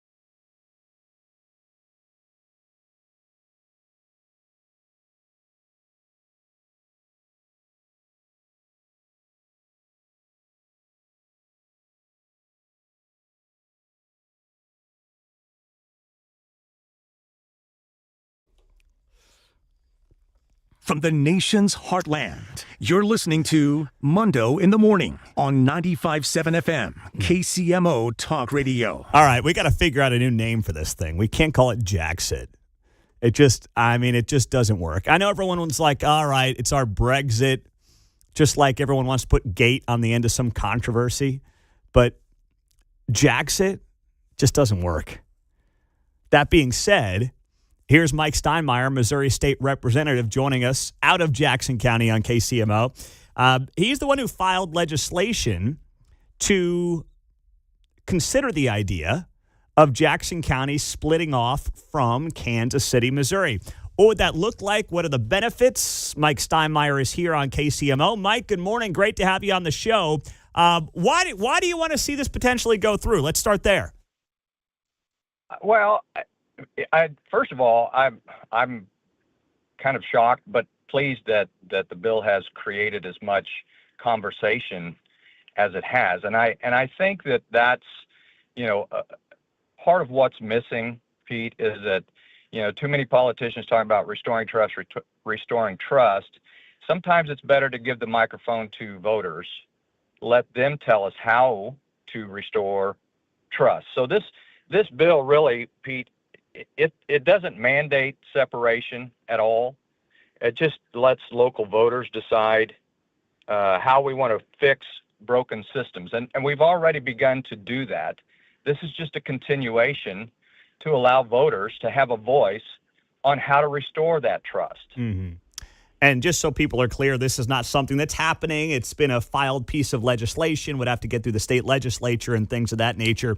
But from your perspective, why is this something that could be beneficial for both Jackson County or Kansas City? Or for you, is it more about, hey, this is good for Eastern Jack and here's why? Well, I think that we need to work towards balanced government. And so that requires a higher level of transparency, predictability, public consent. And so this proposal, it's not determining any outcome, but I just want to establish a fair process that lets citizens evaluate how they're being governed, what that structure looks like, and choose what serves them best. And that's really democracy in practice. And it's not an ideology. That's good representative form of government. Let people decide how they want to be governed. And that's what this bill does. All right. So as far as you're concerned, I mean, is this something that you think, well, will you actively lobby for it? And is it one of those things that you think actually could pass this year in Jeff City, or I guess next year in Jeff City, 26?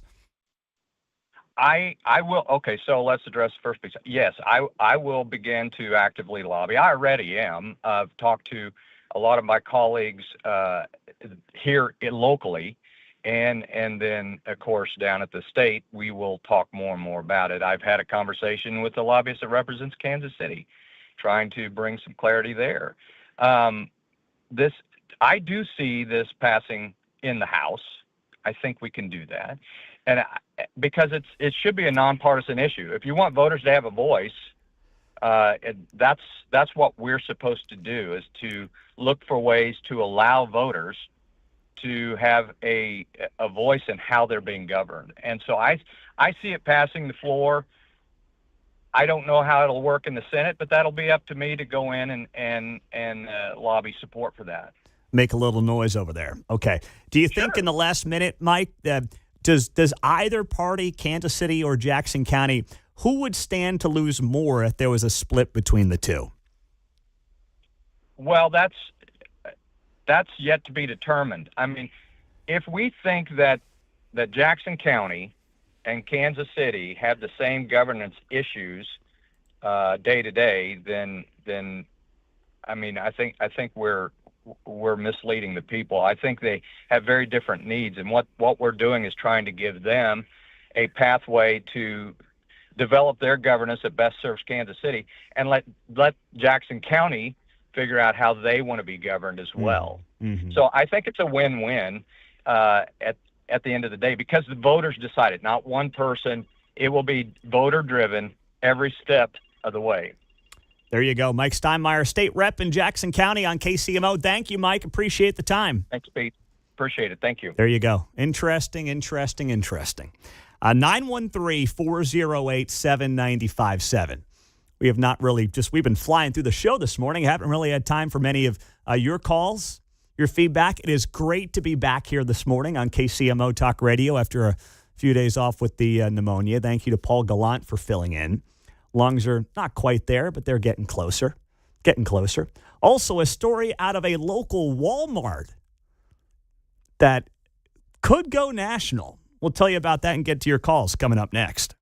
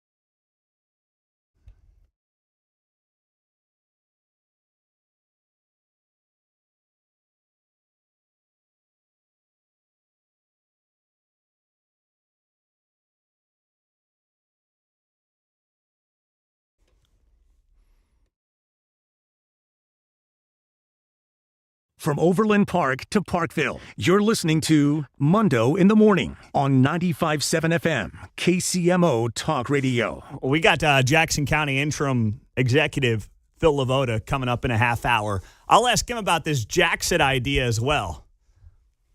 Jackson County and Kansas City, Missouri potentially separating. It's in the early stages. Would have to go through a bill in Jeff City and go from there, but it's getting some attention this week. Keith, go ahead. You're on KCMO. What's up, Keith? Morning, Pete. I hope that you recover fully from your condition. So my question, what I heard the gentleman that you were just talking to say was that he wants the people to be able to determine how they want to be governed. And my question for him is, does that mean that if the city of Kansas City votes for Sharia law, does that mean that Kansas City can be governed under Sharia law by his, based on his promotion of that bill? You gotta be careful what you ask for. Yeah, my head's starting to hurt, and you're not helping here, Keith. I'm sorry to hear that. But I appreciate your well wishes, and it's just a little pneumonia, no condition. Makes it sound like it's ED or something. I don't know. I mean, please help me out. Okay, you're giving me a headache that's already there, Keith. You're killing me. I understand your point, like how much democracy is too much democracy, right? When you say, like, put it to a vote of the people. I suppose if the Kansas City, Missouri City Council decided we were going to run through Sharia law, the state would get involved in that. So it's not apples to apples. I don't even know what you're going for, Keith. I really don't. I'm struggling with that one. I'm trying to find the lane for you, Keith, but I can't find it, big man. I just can't do it. Well, I suppose, we have unintended consequences down the road. He's looking way down the road for sure. Well, he's, Yeah, I'm not sure that road's been built yet. That Mark, wasn't the original intent here. Go ahead, big man. Yeah, hello, am I on the air? You're on the air, Mark. Your caller number. Go ahead, Mark. All right, listen, I'm a big-time conservative, but I wanted to extend a public thank you to Mr. Lavoda for working so hard to fix things. He's covered a lot of ground.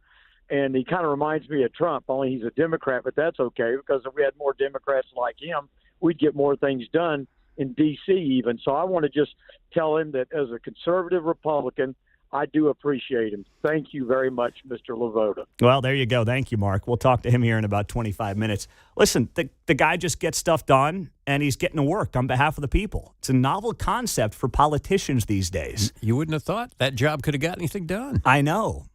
But a lot of it, too, is when you have people who have had success in the private sector, then they suddenly get into politics and they're like, let's get to work. Let's do something here. Unfortunately, that's not the case for a lot of people at most level of politics these days, sad to say. All right, let's go up to the Northland. A Walmart in the Northland taking center stage. So here's the story. You had a family that was accused of shoplifting. And Walmart has someone who's monitoring the self-checkout, where obviously, if you're going to try to shoplift, it's going to be through self-checkout. I'm a big self-checkout guy. I love self-checkout. I'm glad that places like Walmart monitor this stuff, though, because if not, people are going to take things, and they're just going to pass on the cost to the rest of us. So up at this Walmart in the Northland, a family starts walking out. And it just turns out that Walmart flagged them for shoplifting. The off-duty cop who's at the Walmart is like, all right, you've been busted for shoplifting. And they arrest two of the teenage boys who are with the family. Of course, there's a racial component to this, sad to say, but the family happened to be black. The cop happens to be white. That sets off a whole nother set of circumstances. And I want to play part of the clip from Fox 4. Here's what it sounded like last night. While Jeremiah is detained, the group tries to figure out what's going on. I literally watched him scan everything. I have a receipt. The asset protection employee tells them what she says she saw. Look at the receipt. The recording stops. police take the teenagers outside and handcuff them. Their mom, Vaquandra, goes inside to sort it out. I feel like they had already immediately criminalized them because they never once asked questions. Kansas City, Missouri police say several of its officers responded to a shoplifting call. Walmart Asset Protection reviewed video and cross-referenced the family's receipts with the items. They were uncuffed and let go. And at that point, I was just so angry. I said, you know what? I said, take all of this stuff. I used choice words.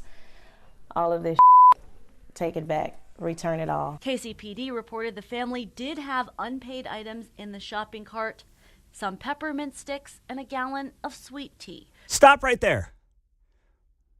This was about a 3-minute package. I didn't play the whole thing. I've got about a minute here in the middle of the whole package.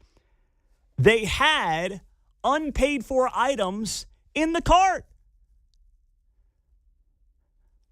So we're about 2 minutes into the sob story on how these people are getting arrested for allegedly shoplifting. We had the receipts. You hear people scream, we paid for everything. We got the receipts. They're doing the sob story from the mother saying, I just take it all back. We don't want any of it anymore. And then it's like, let's bury the lead here and note that there were things in the shopping cart that were not paid for. That's the story. That's where the story leads. You lead with that if you're Fox 4. This is a terrible job by Fox 4 in reporting on this story. The story is people were busted shoplifting. Walmart was correct. Now, whether or not they accidentally didn't pay for it or they accidentally had it in the shopping cart is almost irrelevant. I just got a speeding ticket 2 weeks ago here. That was the highlight of my Thanksgiving. You were accidentally going fast. And I was accidentally going too fast. It doesn't matter. I got to take it easy here. My pneumonia's starting to act up. Take a breath. Okay? I'm with you. I've seen the routine of, I don't want that, and they'll just set it aside or something, or maybe it fell back into the cart on your way out the door. But once you get to the cashier line, that's the perimeter, not the front door. Right? Bingo. Right? Exactly. Or the parking lot, et cetera. So you go on to then see these boys who are also acting unruly. I mean, they're teenagers, young men, whatever you want to refer to them as. They get arrested by the off-duty cop. They happen to have things that were not paid for in the shopping cart. And somehow the victims here, them? That's where my sympathy's supposed to go? And Fox 4's reporting on this was just comical. Worth $5 total. The family said... Okay. So the stuff that was accidentally in the cart and not paid for was worth $5. Do I think you throw a stink over $5? Well, guess what? It's technically shoplifting, right? And if somebody is working behind the scenes at Walmart and their job is to figure out who's going through self-checkout and who is not paying for items, it's not their job to determine whether or not the person who just didn't pay for that item might have mistakenly not paid for the item. That it's not their job to interpret any of this. And they weren't admitting it. You could hear the guy saying, we paid for everything. Yeah. No, you didn't. They didn't. They did not pay for everything.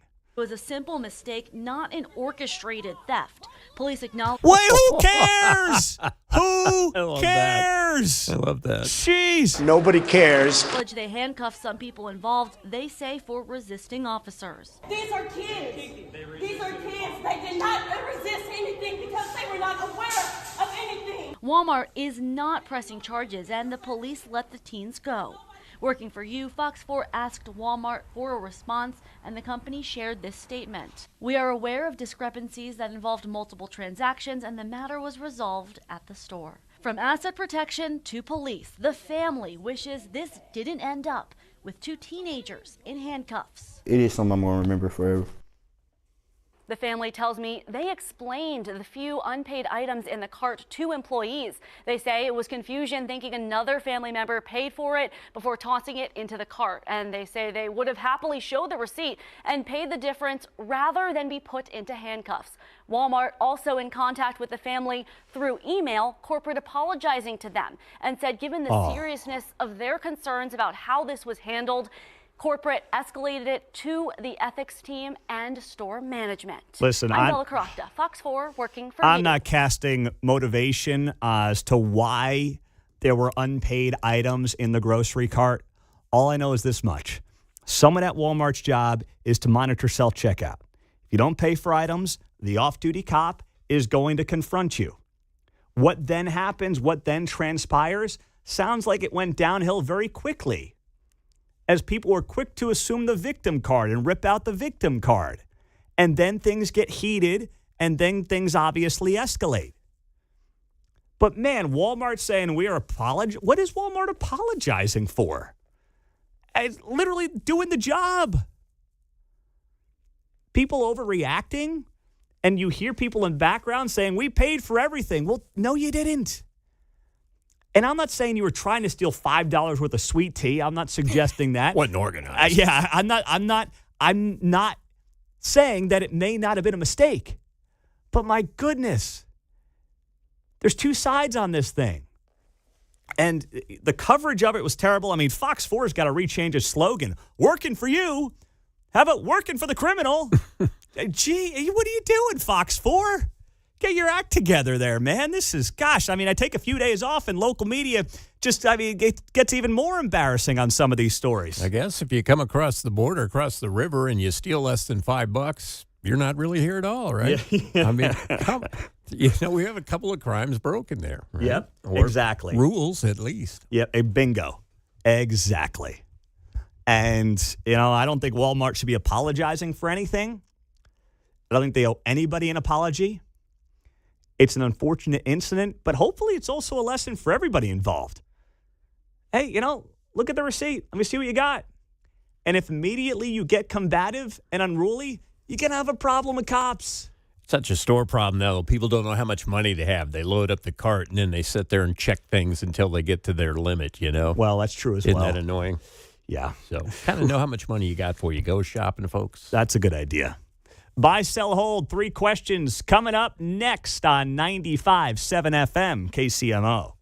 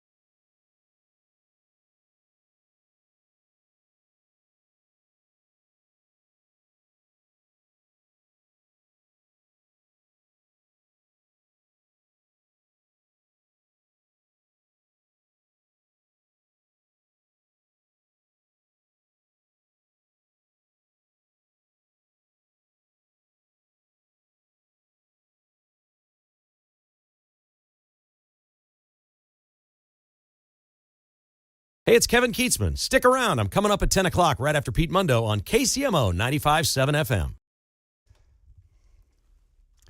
8:51. Good morning. It is great to be back on a Friday on KCMO Talk Radio. Thank you to Paul Gallant for filling in the last few days after battling pneumonia in both of my lungs. But it's that time of the week. Let's do it. It's time to buy, sell, How about a damn 12 and a half, 15? and hold.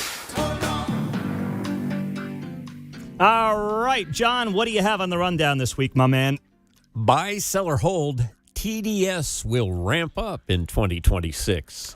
I think it may be the worst it's ever been. I'm going to buy that quickly. You know, as I kind of sat back and didn't get into the weeds of the news over the last few days and just kind of occasionally checked it out and scrolled a little bit, watched a little bit, and read a little bit, it became very obvious to me that 2026 is going to be the worst Trump derangement syndrome we have ever seen. And the reason for that is it's really their last shot to get him. That's it.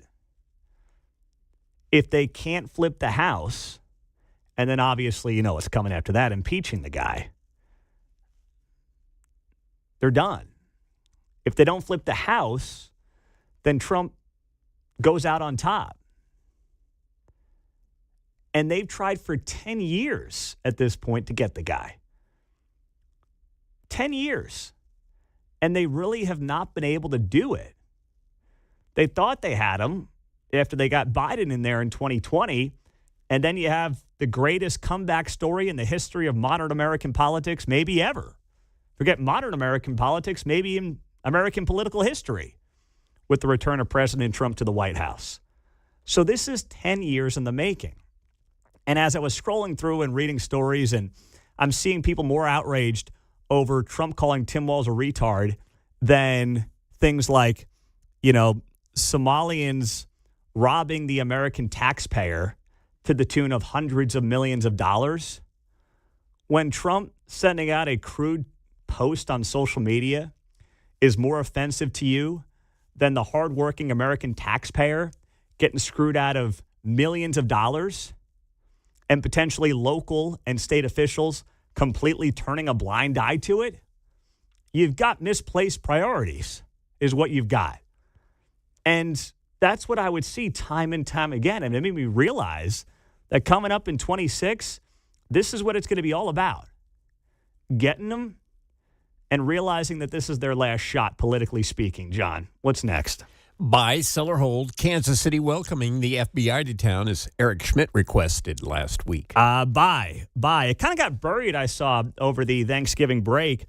But Missouri Senator Eric Schmidt invited Kash Patel, the head of the FBI, to come to Kansas City to discuss how this town can help crush violent crime. And Mayor Lucas is not against it. I saw that the mayor's office said in response to this that he's always open to expanding federal support, adding here, we are committed to making Kansas City safer and welcome collaboration from those who authentically share in that concern. Now, if you've been here for a few years, you know about Operation Legend. That was 4-year-old boy Legend Taliaferro, who was shot and killed back in 2020 when crime was totally out of control in the wake of the Summer of Love and George Floyd and all that stuff. And what happened? Federal help came to Kansas City. Operation Legend started in Kansas City, and they got hundreds of illegal guns off the streets. They arrested hundreds of suspects with felony warrants and charged some with federal crimes. It was a massive success that saw an immediate decrease in crime in Kansas City. Because when you put bad guys behind bars and take them off the streets, crime goes down. I keep seeing some of these mayors, not Mayor Lucas, but some of these other mayors, allude to the fact that you can't arrest your way into safety. Yeah, you can. Yes, you absolutely can, guys. Not difficult. So if Eric Schmidt can get Kash Patel here to Kansas City, I'm all in. Count me in. What's last here, John? Well, it is our weekly favorite, buy, sell, or hold, Mark's Chiefs Texan Parlay. Brought to you by FanDuel. Right. This time, everybody in Missouri can get in on the action. All right. This is the first time Missourians can get in on the action there, Mark. Do not let them down with this parlay. What do you got? All right, I'm going with some things that have been very consistent the last 5 to 6 games, so hopefully it'll hit for everybody. Let's go Patrick Mahomes, 200 yards passing or more. Rashee Rice, 50 yards receiving or more. Travis Kelce, 40 yards receiving or more. Xavier Worthy, 25 yards receiving or more. Marquise Hollywood Brown, 10 yards receiving or more. Kareem Hunt, 20 yards rushing or more. Isaiah Pacheco bounced back last week, 15 yards rushing or more. And Patrick Mahomes, 10 yards rushing or more. That's it. I'm not doing Chiefs money line. They let me down last time. How much to win how much? $10 to win $91.50. All right, I'm selling it, Mark. I'm sorry, buddy. Oh, come I mean, they're playing the best defense in the league, and you're asking for all these different things to happen offensively. Small numbers, though. I know. I don't care. I'm out, man. All right. I'm out. I'm sorry, Mark. I hope you win. Post it on social media, but I'm selling. Will do. Phil Lavoda, County Executive in Jackson County, is next.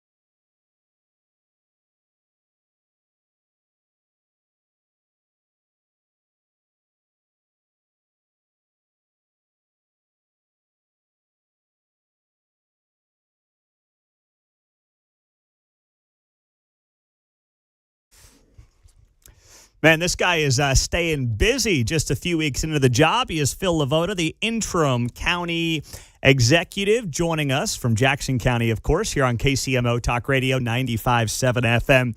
Big news yesterday. The assessments are being rolled back from 2023 to only a 15% increase. Phil, it's great to have you back on the show. So who does that apply to exactly? Good morning, Pete. Thanks for having me on. I appreciate the honor to. This is a confusing thing, so I want to explain it and talk about it whenever I can. Just briefly, I was sworn in 7 weeks ago, and my mandate was clear and simple to bring tax relief. So we've had several tax policies we rolled out. What we did yesterday is I've heard from so many people that appealed their 2023 tax assessment. It was outrageously high, and they got into the agreement with the Board of Equalization or the Assessment Department, and they agreed to an amount. And now later, since we've rolled the taxes back to only 15% on people who didn't appeal, they're saying, well, wait a second, I'm stuck. I'm penalized for going through the appeals process. People are getting 15%, and I took a 40% increase because I was tired of getting the runaround. I felt they were twisting my arm, and I was just exhausted. So I could easily just say, well, that's too bad. You made that agreement. That's two parties. It's a contract.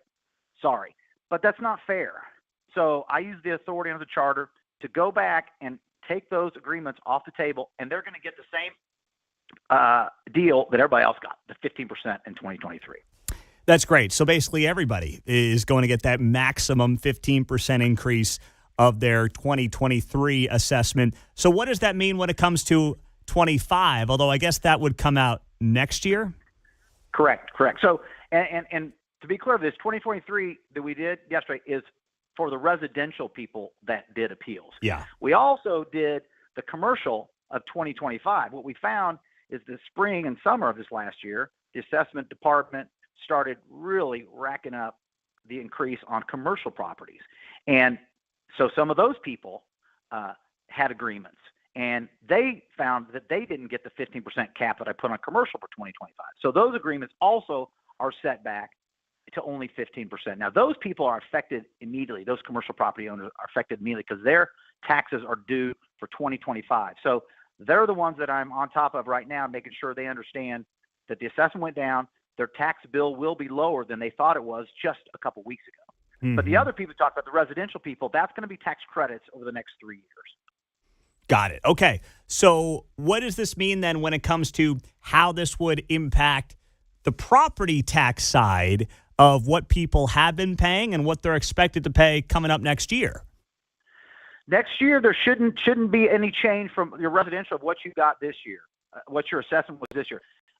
Also, and I hate to get in the weeds, but it's important, there was a state tax commission order of this year before I took office that said you cannot go any higher than 15% on 2025 residential. So those people are not going to see any increase of next year, but what they are going to see is they're going to get a tax bill, just to make things simple. Let's say the tax bill is $500, and they'll get a tax credit of $150 if they overpaid that. That's going to be broke up over the next 3 years. So they'll tax bill will be the same, but they'll get a credit. So they'll only have to take a certain amount of money out of their pocket, not the whole amount. Okay, so it's going to be a credit. So, if for years forward, if their property tax bill was $5,000 and the credit's whatever, $200, it's $4,800 is what you're telling me, right? Exactly. And to be clear, I wish I could give the money back. But Yeah. in 2023, that money passed through to the school districts, the fire protection district, the library districts, and they don't have the money. They can't give it back, and I can't get it back. So I make sure everybody knows. I'd love to give the money back. I just can't. So the schools, the cities, the county, I mean, who's going to get less money then is the question here. That's the biggest question. And I met with 20 of the school superintendents this week, and I wanted to hear what they have to say because they're not happy because they've written their budgets based on this. And so they're going to have to take a setback. They're unhappy. I'm sympathetic to them being unhappy, but my mandate was to fix it for the residents first. Now, moving forward, they have always the ability to increase their tax levies if they want to, too. But it's going to impact the school districts and our fire protection districts and the most. And I've talked to several. Some of them say it won't affect us at all. Some say a little bit, and some say a lot. So I want to work with them and see anything I can do to help them. Is there a fear that they could just say, you know what, Phil, this is nice, this is cute, but you know what, we'll just raise our mill levy and get the money that we were otherwise going to get because you've lowered the assessments? Is that a concern or a threat that you think could come from school boards or cities? Clearly could. Clearly that's one of their options if they think that's what they need to do that. And they have the authority to do it. And, in my meeting with them, I talked to them, I understand if you did do that. I'm not sure that John Q. Public's going to like that. Because that just averages out to a net wash of everything. If I'm lowering taxes over here and they're raising taxes over there, so I think it's a political move that they need to think about too. But I definitely know it's within their power to do that. Yeah, you're right. It is. The question is, do they think people care enough on this stuff? I hope that they do. All right, let me ask you then, just real quick. You've seen the conversations around what's being dubbed Jacksit, and we got to figure out a better name for this. But there's legislation down in Jeff City about potentially Kansas City decoupling from Jackson County. As the interim county executive, are you in favor or are you? I'll back up. In politics, they always do these pre-filed bills, and it gets us all talking about it, and you don't know if it has any legs or not, whether it goes anywhere. But since we're talking about it, I don't think it's a good idea because I think Jackson County is so intertwined with the city of Kansas City and the economy and everything. I don't think it's a good idea to break off. And I don't really think that the citizens of Kansas City and the citizens of Jackson County will vote that way. Now, that being said, what the voters do, I'm for because they're the last word and they're my boss. So I don't think it's a great idea, but I'll be watching it. I'll be working it heavily in the state legislature this spring when it goes, and we'll see what happens before May. Yeah. I also want to ask you, County Executive Phil Lavoda, Jackson County, Missouri, joining us on KCMO. Do you have, we're up against a deadline here, it seems like, for these two professional sports teams, the Royals and the Chiefs. Do you have any inkling on what these teams are going to do and how you're going to try to keep one or both in Jackson County? Let me be coy with you. I'm talking to the teams. I'm confident that the teams want to stay in Jackson County. They like Jackson County, and the arrangement we can do from the county level with our partners with the state with the new legislation of paying 50% of renovations to stadiums and with the funding of the city of Kansas City, I think we have a great opportunity to keep the teams in Jackson County. That being said, we're not doing what we did before and package deal of Chiefs and Royals together. We're dealing with them both as different businesses that we want to stay in our jurisdiction. So it'll be Chiefs and Royals separate, but we will be working on both of them. And I'm confident we still have a path to keep them in Jackson County. Now, there is, of course, a local sales tax element that has to come with the state money. So would any kind of county portion of this be done separately, or would it be on the same ticket as it's been for the better part of 20 years with basically splitting this 3/8 sales tax? Yeah, that's important. That's a good point that people need to understand. Right now in Jackson County, we've been paying a 3/8 sales tax for years and years and decades to keep the Truman Sports Complex going. Mm-hmm. So it's not a new tax that would ever be implemented. That would be a part of it. We would ask the voters to continue that, or maybe even reduce it if we're just doing one team at a time. I don't know, but you're right. It would take the people of Jackson County to agree that this is a good thing to do, which I think they will. I think the last time it was on the ballot, they weren't given the information. It wasn't transparent enough, and they said, I don't want to do that. I think moving forward, if we have transparency, good leadership to this combined team of everybody on board and everyone knowing the answers, I think that the citizens are definitely going to be for that. It always seemed like the Chiefs, if there was a place in Missouri, they were just going to stay where they're at, obviously. The Royals, it seemed like there wasn't maybe a location that fit their needs in Jackson County. You believe there is a location that fits their needs based on all the things they want to have and other income streams they want to have around a stadium? You think that location exists in Jackson County? I think there's a couple locations in Jackson County that would fit. And I think the Royals are trying to figure out what the best fit is. We've narrowed it down to North Kansas City, 2 locations in Jackson County and Kansas. And they've sent out surveys, and they're doing their due diligence to see what's the best for them. But I definitely think that the locations in Jackson County are the best fit for them, that they can do everything they want to do. And your point being, it's not just a stadium. They want everything around it. They want to build like a district, and we understand that. Mm-hmm. It's a business. They don't just want to have just a stadium. They want to have a complex. And I think there's locations in Jackson County where that can work. But what are the two locations in Jackson County? Well, there's the location in Washington Park. Mm-hmm. There's a location at the Gates family owns out by the Truston by the 18th and Vine district over there.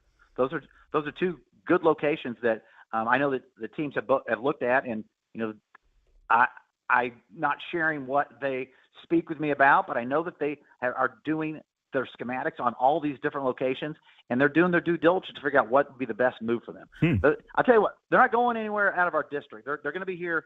They're going to be here in the greater Kansas City area, but I want them to be in Jackson County. Yeah, understandably. So, all right. Thank you very much, Phil Lavoda. Keep up the great work. Appreciate the time. Thanks, Pete. There you go. Phil Lavoda, interim Jackson County Executive Director on KCMO. All right. Well, let's see what he can do there. 18th and Vine back in the mix. Yeah. Could be. I don't think it's happening. Yeah, I think that ship sailed, and I wondered if East Village was back in the mix. That's what I thought, yeah. And boy, would I be unhappy if they settled there, not because it's East Village, but because that's the first place they said it, and it could have just been down so long ago. I know. But remember, the folks that own Power and Light, Cordish, they were like, no, we don't want them there because they're losing. Remember, Power and Light loses $10 million a year. So if you build another entertainment district in the East Village, all you're going to do is split up the revenue that would typically come to downtown, and they lose even more money that gets covered by the taxpayer. I'm with you there, but it seems like in my simple world, why wouldn't the Royals just take over for Cordish? Wouldn't they want out then and say, why don't you guys take it? Well, that was the idea. Possible? Well, I think part of the idea with the location, the Crossroads last year, was that there might have been a deal between the Royals and Cordish where they would get some of the revenue out of Power and Light. Closer synergy than East Village. Because it would have been a couple blocks over. Exactly. It would have been one kind of happy closer. family. So that was, I think, going to be part of the plan there until that got voted down. Yeah. Interesting. All right, good job. Phil Lavoda, like a caller earlier said, he's hustling, man. It doesn't matter, R or D. Guy's I think he's a small D Democrat. Who cares? He's working, man. That's what we need. We want to see some action out of that office. We haven't seen a county executive work in Jackson County in a decade. Jeez. 913-408-7957. So say real quick, you haven't seen him work since he was waving a guy on for a double from first, right? We're doing the windmill. Keep going. That was the hardest Frank was working. Yeah. And that wasn't on the taxpayer dime. That was a stipend from the freaking Monarchs. Wasn't even in our state. No, exactly right. All right, 913-408-7957. Battling through, getting over the pneumonia. Thank you to Paul Gallant for a great job the last few days. That's a tough spot for him, but he did an outstanding job. Appreciate him filling in, and thank you to John and Mark as well for carrying the load. We'll end the show with Kietzman here at 9:50 before Kevin Kietzman, Uncanceled at 10 o'clock on KCMO.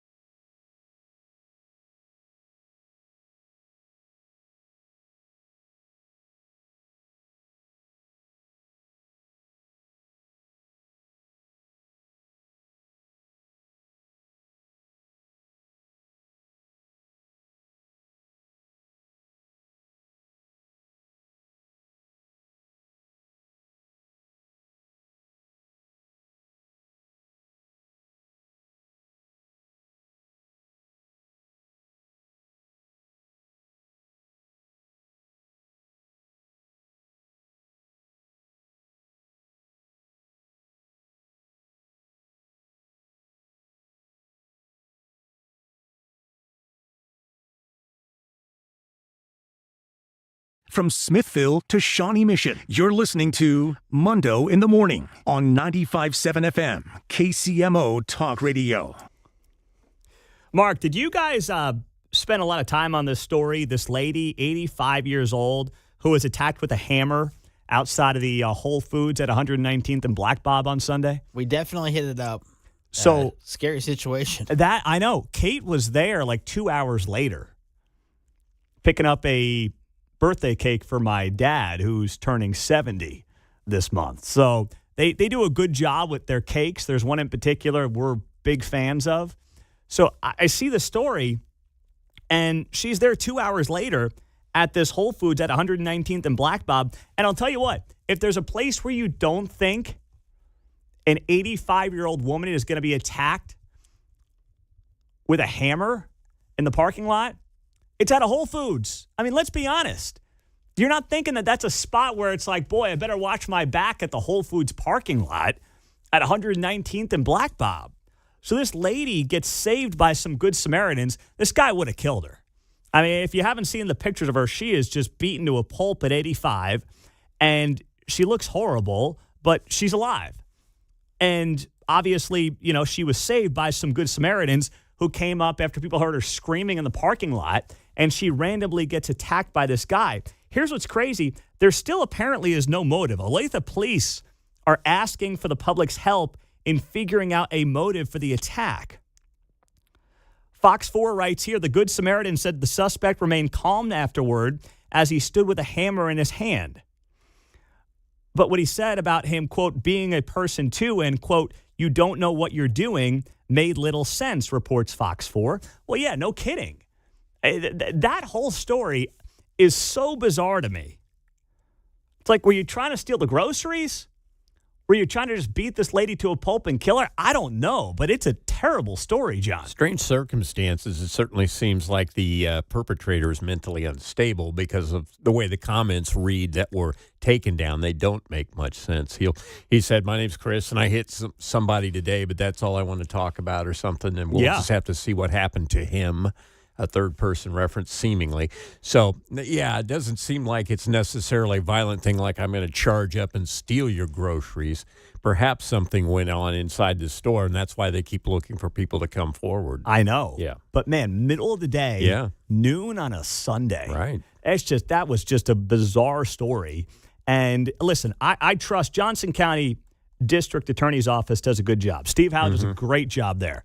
So he's going to properly charge on this thing. Yeah. But you got some of the bystanders who are saying that this should be murder charges because if people didn't interfere, this guy was going to kill this lady. So we have like, let's see, what's it called? It's an aggravated assault, which is a felony charge. But right now, the last I heard, the woman went into the hospital in serious condition and no further update. She's doing well. Okay. She's doing that's well. Good, but obviously further charges could be pending depending on the outcome there. Apparently, the grandmother and mother of three has already expressed interest in getting out of there and getting back to traveling. She wants to go to Africa. I'm not sure. Get far away from not Somalia. I don't know. I wouldn't go there. Yeah. Just saying, there are certain places I might be avoiding right now if I was her. But this is the other thing, and I don't have to think about this because – you know, my parents are obviously not this old.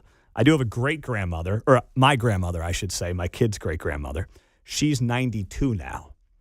And she's kind of on the verge of being at the point where it's like, all right, got to take the keys. And she's willingly interested in giving them up, which is going to make this hopefully pretty easy. But you get to that point, and you're just a sitting duck. Let's be honest. You are a sitting duck when you get to a certain age. And if you have parents at this age, I got to imagine that this is the kind of story that shakes you up because, you know, you can't monitor their every move, but they still have the keys. They're still driving around. But at the same time, you get one wacko in the grocery store parking lot and bing, bang, boom. Well, and as you get older, things don't occur to you. Things occur to you and Mark as being younger than me that I wouldn't necessarily think about in the first place, all types of things. So, and people older than me or even, I don't know if trusting's the word, but you just don't, hey, I'm at the store. It's the middle of the day. You're not got your head on a swivel for that. Mm-hmm. That's a good point. Right. On the text line, Pete, I live near 119th and Black Bob, or I lived there for 17 years. I moved away to get away from the growth and the crime in the area. Yeah, high traffic. Not terrible, writes this texter. but I didn't want to wait for it to be terrible to move.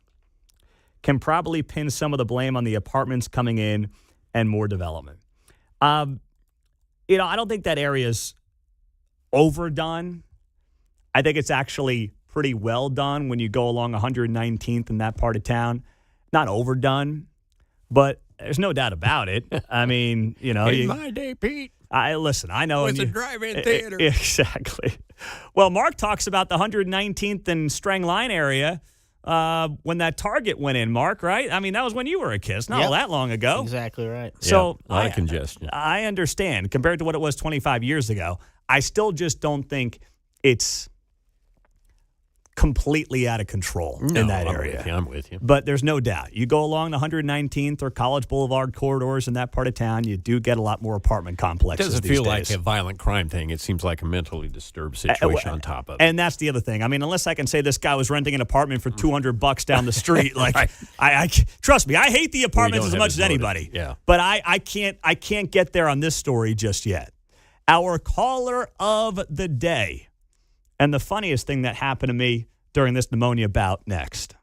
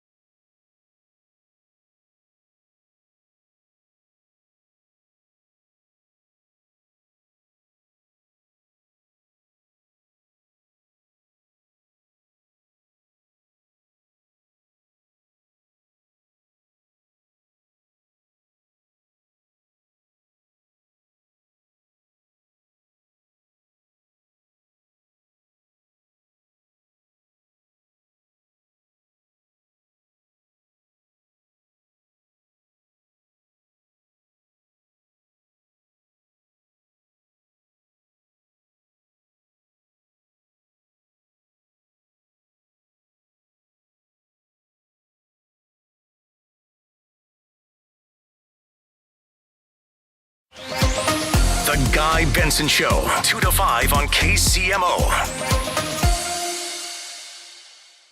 The Mark Levin Show, 5 to 8 p.m. on KCMO.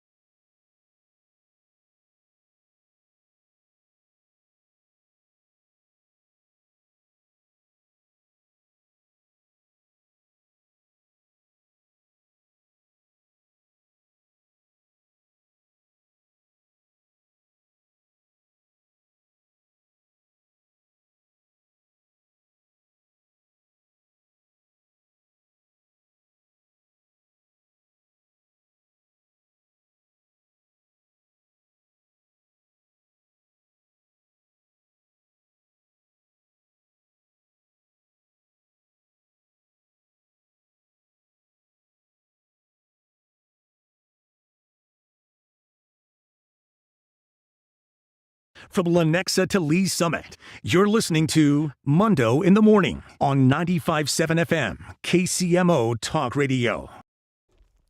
9:34, we are going to make it. John said I may crap out by 10:01. He may be right about that. Yeah, sometimes what I was saying is the wall comes up on you real fast at the end of the day. Yeah, it may happen. But you know what? I'm proud we're here, made it back, and it is good to be back. And let's tee it up and just get right into our caller of the day on KCMO. Hello? It's the Mundo in the Morning Caller of the Day on 95.7 FM, KCMO Talk Radio.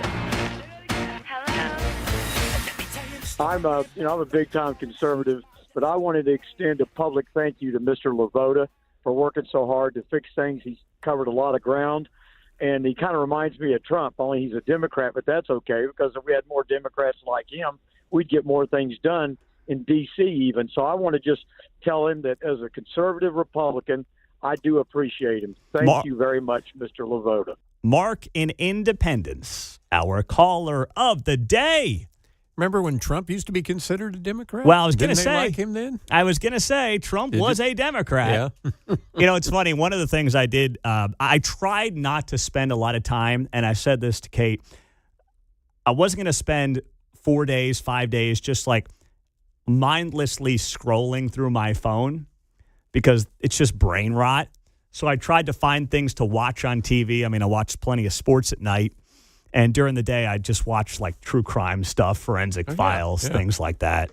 And I like those things, not because I like the goriness of it, but I like to see how they use forensic evidence to solve these crimes. And I like half-hour shows. An hour's too long. It's kind of like golf now. I'm a 9-hole golfer. 18 holes is too long. I'm not going to give you an hour. I'll give you a solid 30 minutes on a story and then give me a new story, and I'm moving on. So I like those 30-minute shows, and I watched a lot of forensic files over the week. But there were times when I would obviously look at my phone, and Instagram in particular, I started getting a lot of these feeds, and there were just so many Trump memes that I was getting in my feed that were freaking hilarious. And I can't explain them all. I can't describe them all. They won't do them justice. But my gosh, I would be laughing my you-know-what off when I can't even talk on like Monday or Tuesday of this week. And I'm like, I got to shut this thing down. This is why I'm watching true crime. It won't make me laugh. You just sit there and you follow the story and you keep your mouth shut and there's nothing to laugh at. Right. But there were too many things that were making me laugh on social media. So I decided to shut it all down and just watch a couple of shows and let it all hang. So the funniest thing that happened to me over the last few days was yesterday. I'm starting to feel better, right? Finally starting to turn a corner. But I also spent a lot of time just kind of looking at the ceiling, looking at the wall. I didn't want to read. I just had no interest in reading. Because first off, I'd have to have my head down, which would make my brain hurt. I just had these massive headaches. Yeah. So I'd just kind of lie there and look up and just kind of twiddle my thumbs. And I didn't mind it. Like, I know it sounds terrible, but I really didn't mind it at times. And you'd think about things in life and career and what am I doing with myself? It was like a mini midlife crisis as I'm lying there, staring at the ceiling for the last, 4 days. And then finally, yesterday, all the kids are at school. So Claire's at first grade. The younger two are at their pre-K. And Kate's home. I'm just staring there looking at the ceiling. And she says, let's go. And I'm like, let's go where? I'm thinking to a couple of different stories we covered this week, but I'll save that. She said, let's go. I said, okay, let's go. So trusting soul. We went and had a, nice backed up, been a minute, intimate moment. It was more than a moment, but you get the point. But afterwards, I felt like probably these old guys like Bill Belichick do and Pacino, De Niro. After about 5 minutes, maybe it's, 6, 7 minutes, after everything's all wrapped up, I'm like, oh, oh, oh. I mean, I'm dying. I'm dying. Who needs the Hubble telescope when you can see stars, right? And I literally said, this must be what Belichick feels like. I mean, these old guys, I mean, they can't breathe. They've got no stamina anymore. And I'm telling you, for a guy who had pneumonia in both lungs, I mean, I was still operating very well, I will add. But holy cow. I couldn't kick the cough for like 20 minutes afterwards. I was just, oh, man, I was struggling like you wouldn't believe. We're going to try to tickle your tonsils on every play, every game. Boom, boom, boom. Thank you, Mark. I appreciate that. But I could not believe it. She's like, are you going to be okay? We got to go to the ER. I'm like, no, if I drop dead, this is how I want to go. Right, there okay? you go. I want this to be it. If this is the end of me, this is how it's supposed to be. All right? Rampart General Squad 51 male victim, approximately 37 years of age. I mean, I was totally fine if that was going to be the way Put that that I on went. your tombstone, right? Yeah, but I literally said that to her. I said, this is going on my tombstone. She's like, don't joke about that. I said, no, I will joke about that because I've been sick for a week and a half. This absolutely blows. I'm sick of this. We finally got around to something, which, had been a minute since I'd been sick, family in town, the whole thing. So, no, I'm going to joke about this. Because if I don't joke about this, I'm jumping out this window because I'm sick of this sickness. But it turned out to be okay. And after about 20 minutes of coughing, I calmed down. Rex Archer warned you a couple years ago about that, He Pete. did, man. He did. Jeez. I'll bet there's some great text. The text line's having a field It's too day. bad we don't have a $39.95 membership for. Oh my God, jeez. Well, oh gosh, like I said, it was well worth it. But, whew, boy, I just couldn't help but think about how these old guys do it. With their wives half their age, because that's what I felt like. Well, wait till that happens and you didn't have pneumonia. Yeah. That's coming. Oh, my gosh. Oh, Pete, you could have used the line of she took your breath away. Well, that's I could have very much done that. All right. Well, with that, we'll put the week that was in the books. All right. Unless Mark's got something for me lined up. But in the meantime. That's what she said. That's all I got. That's all you That's all I got? got. Okay. All right. That's fine. That's totally fine. Well, whatever you want to do there, Mark. People are aroused. I haven't seen people so aroused in a very, very long time. It had been a minute. I mean, when you're sick, man, you just, you got no use for anything. So it's coming back. Kevin Kietzman will wrap up the week with us here on KCMO Talk Radio 95.7 FM, streaming on the KCMO Talk Radio app.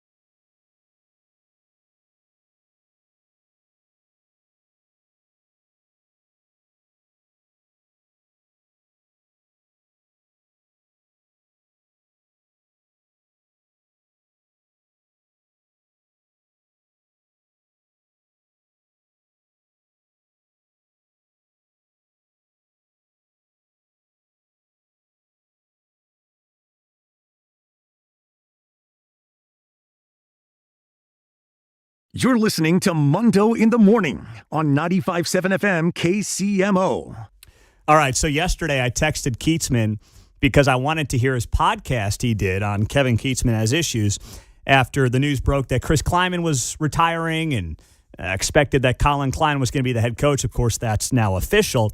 And I listened to his podcast he does with Stan Weber, and I'm like, man, that was great. And Kevin's like, stop listening to stuff and, rest up. Get I'm well. Like, yeah, exactly. Which I appreciate you doing, by the way. You were very kind this week, and I know you don't even want me here today, but, as you know. I want you here. I just don't know that you should be here. Maybe you should have taken another day. I know. But you know how it is. When you got the little kids, you're kind of like, all right, I think my time here is done. Yeah. They've had enough of me. And it's time to get to work. After that last segment, you might not have a bed tonight at home, so you better know what the heck you're doing when you leave here. Oh, that's not true. Oh, my gosh. Well, what do you think? Klein's coming back, man. I think it's fantastic for K-State. This is a great story and an awful story all in one. This is everything every Kansas State fan wanted. And what they did was they turned on, in a nasty way, the second greatest football coach in K-State history.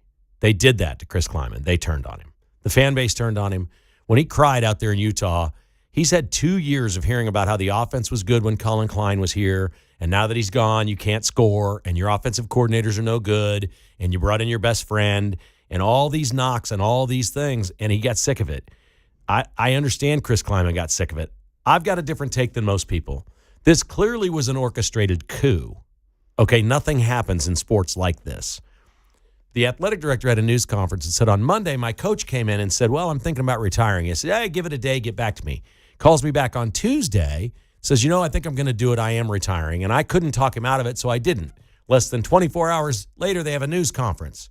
28 hours after that, he's got a coach announced as a new coach. That doesn't happen in 4 days in any athletics. First of all, there's laws about hiring people, right?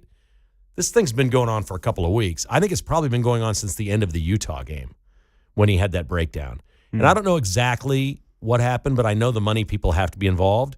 They've not said anything about a buyout for Chris Kleiman.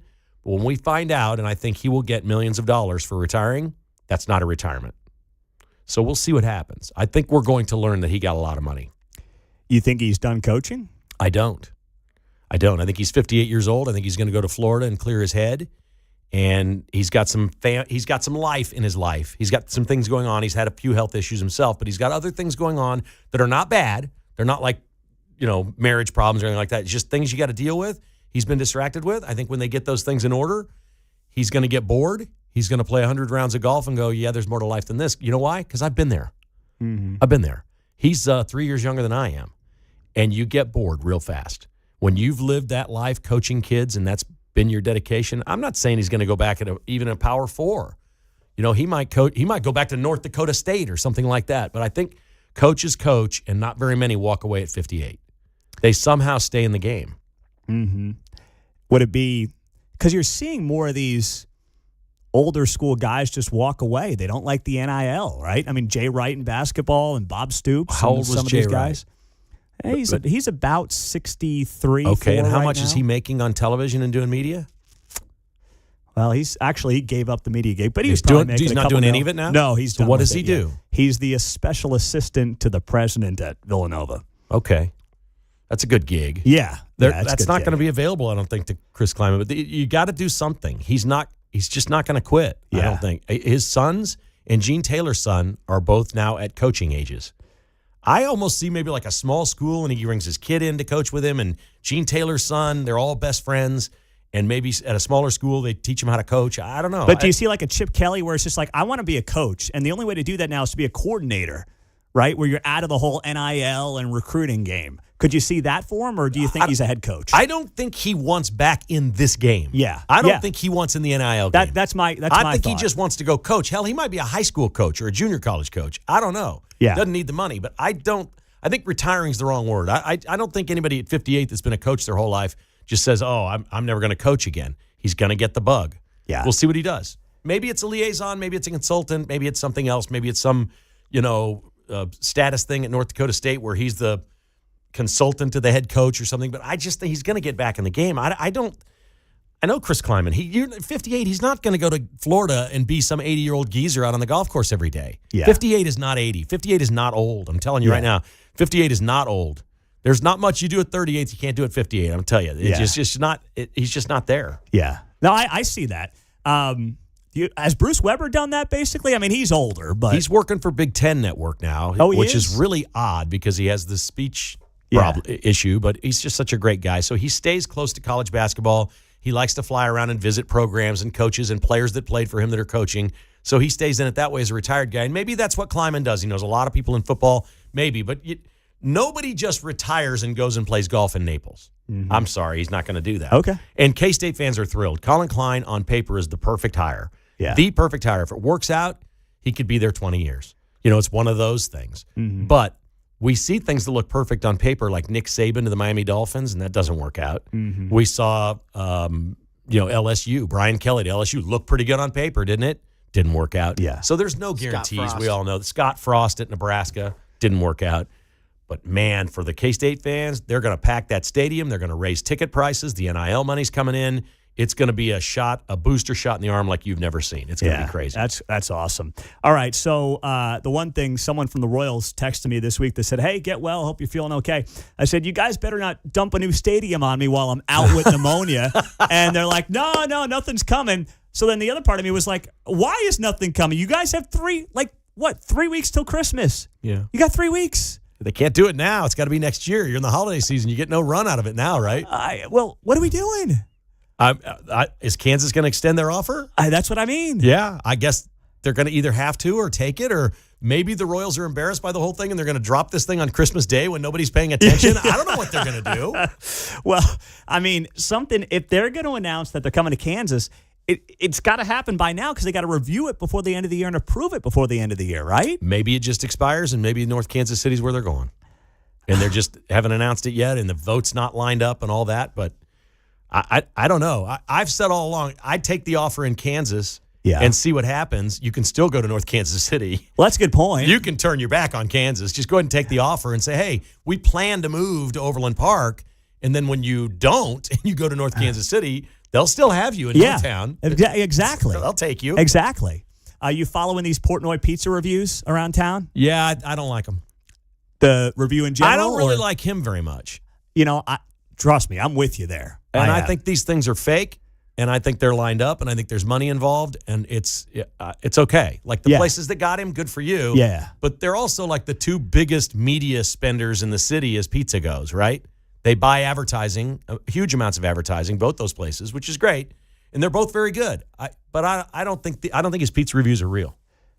I'm not against that take at all. I don't think there's anything wrong with that. But he pawns them off as real. Just don't. Yeah. Just say, I'm going to the place. These guys got a hold of me, and I'm going to try this. Yeah. Don't act like it's the people in your DMs or whatever they do in social media suggesting this place, because it's not that. Yeah, I could see that. And it was sponsored by sports books, both of them. Yes. And Kay Adams was here at Arrowhead last week. I saw that. On Monday, and she was sponsored by a sports book and had Joe's Kansas City Barbecue, and that was all part of a gig, too. And you know what? Did you Always see? money involved. I watched that on Monday or Tuesday when I was sick, and she's like, I'm about to eat a burnt end, and it was like a piece of a brisket. I'm like, come on, Kay. Listen, I'll be honest. Every listener we have, when I'm talking about these Easy Smart tools, and I got a box of them at home, I've got, okay, I know the product. I get paid to talk about the product, and I'm telling you that they're good products. All right? We're honest here. That's all I ask from these people. Don't fake stuff on social media. I know. Kay Adams, I can't wait to have a burnt end as it's ridiculous. Put a slice of brisket in my mouth. I'm like, good gosh, people, come on. And then she sits down with Mark Donovan, who, I've been trying to get on for years and you'd love to have on. And first off, there was nothing really there. It was very corporate-y. And I guess that's what you get sometimes. With sportsbook money. Yes. Which is great. We do it here, too. We have FanDuel. We all have FanDuel app, right? Yes. We all do it. Yes. Great. Awesome. We love FanDuel. Just be honest about it. Yes. I don't think either of those things were very honest. Yeah, I saw the Kay Adams thing. I was like, man, this is just, ugh.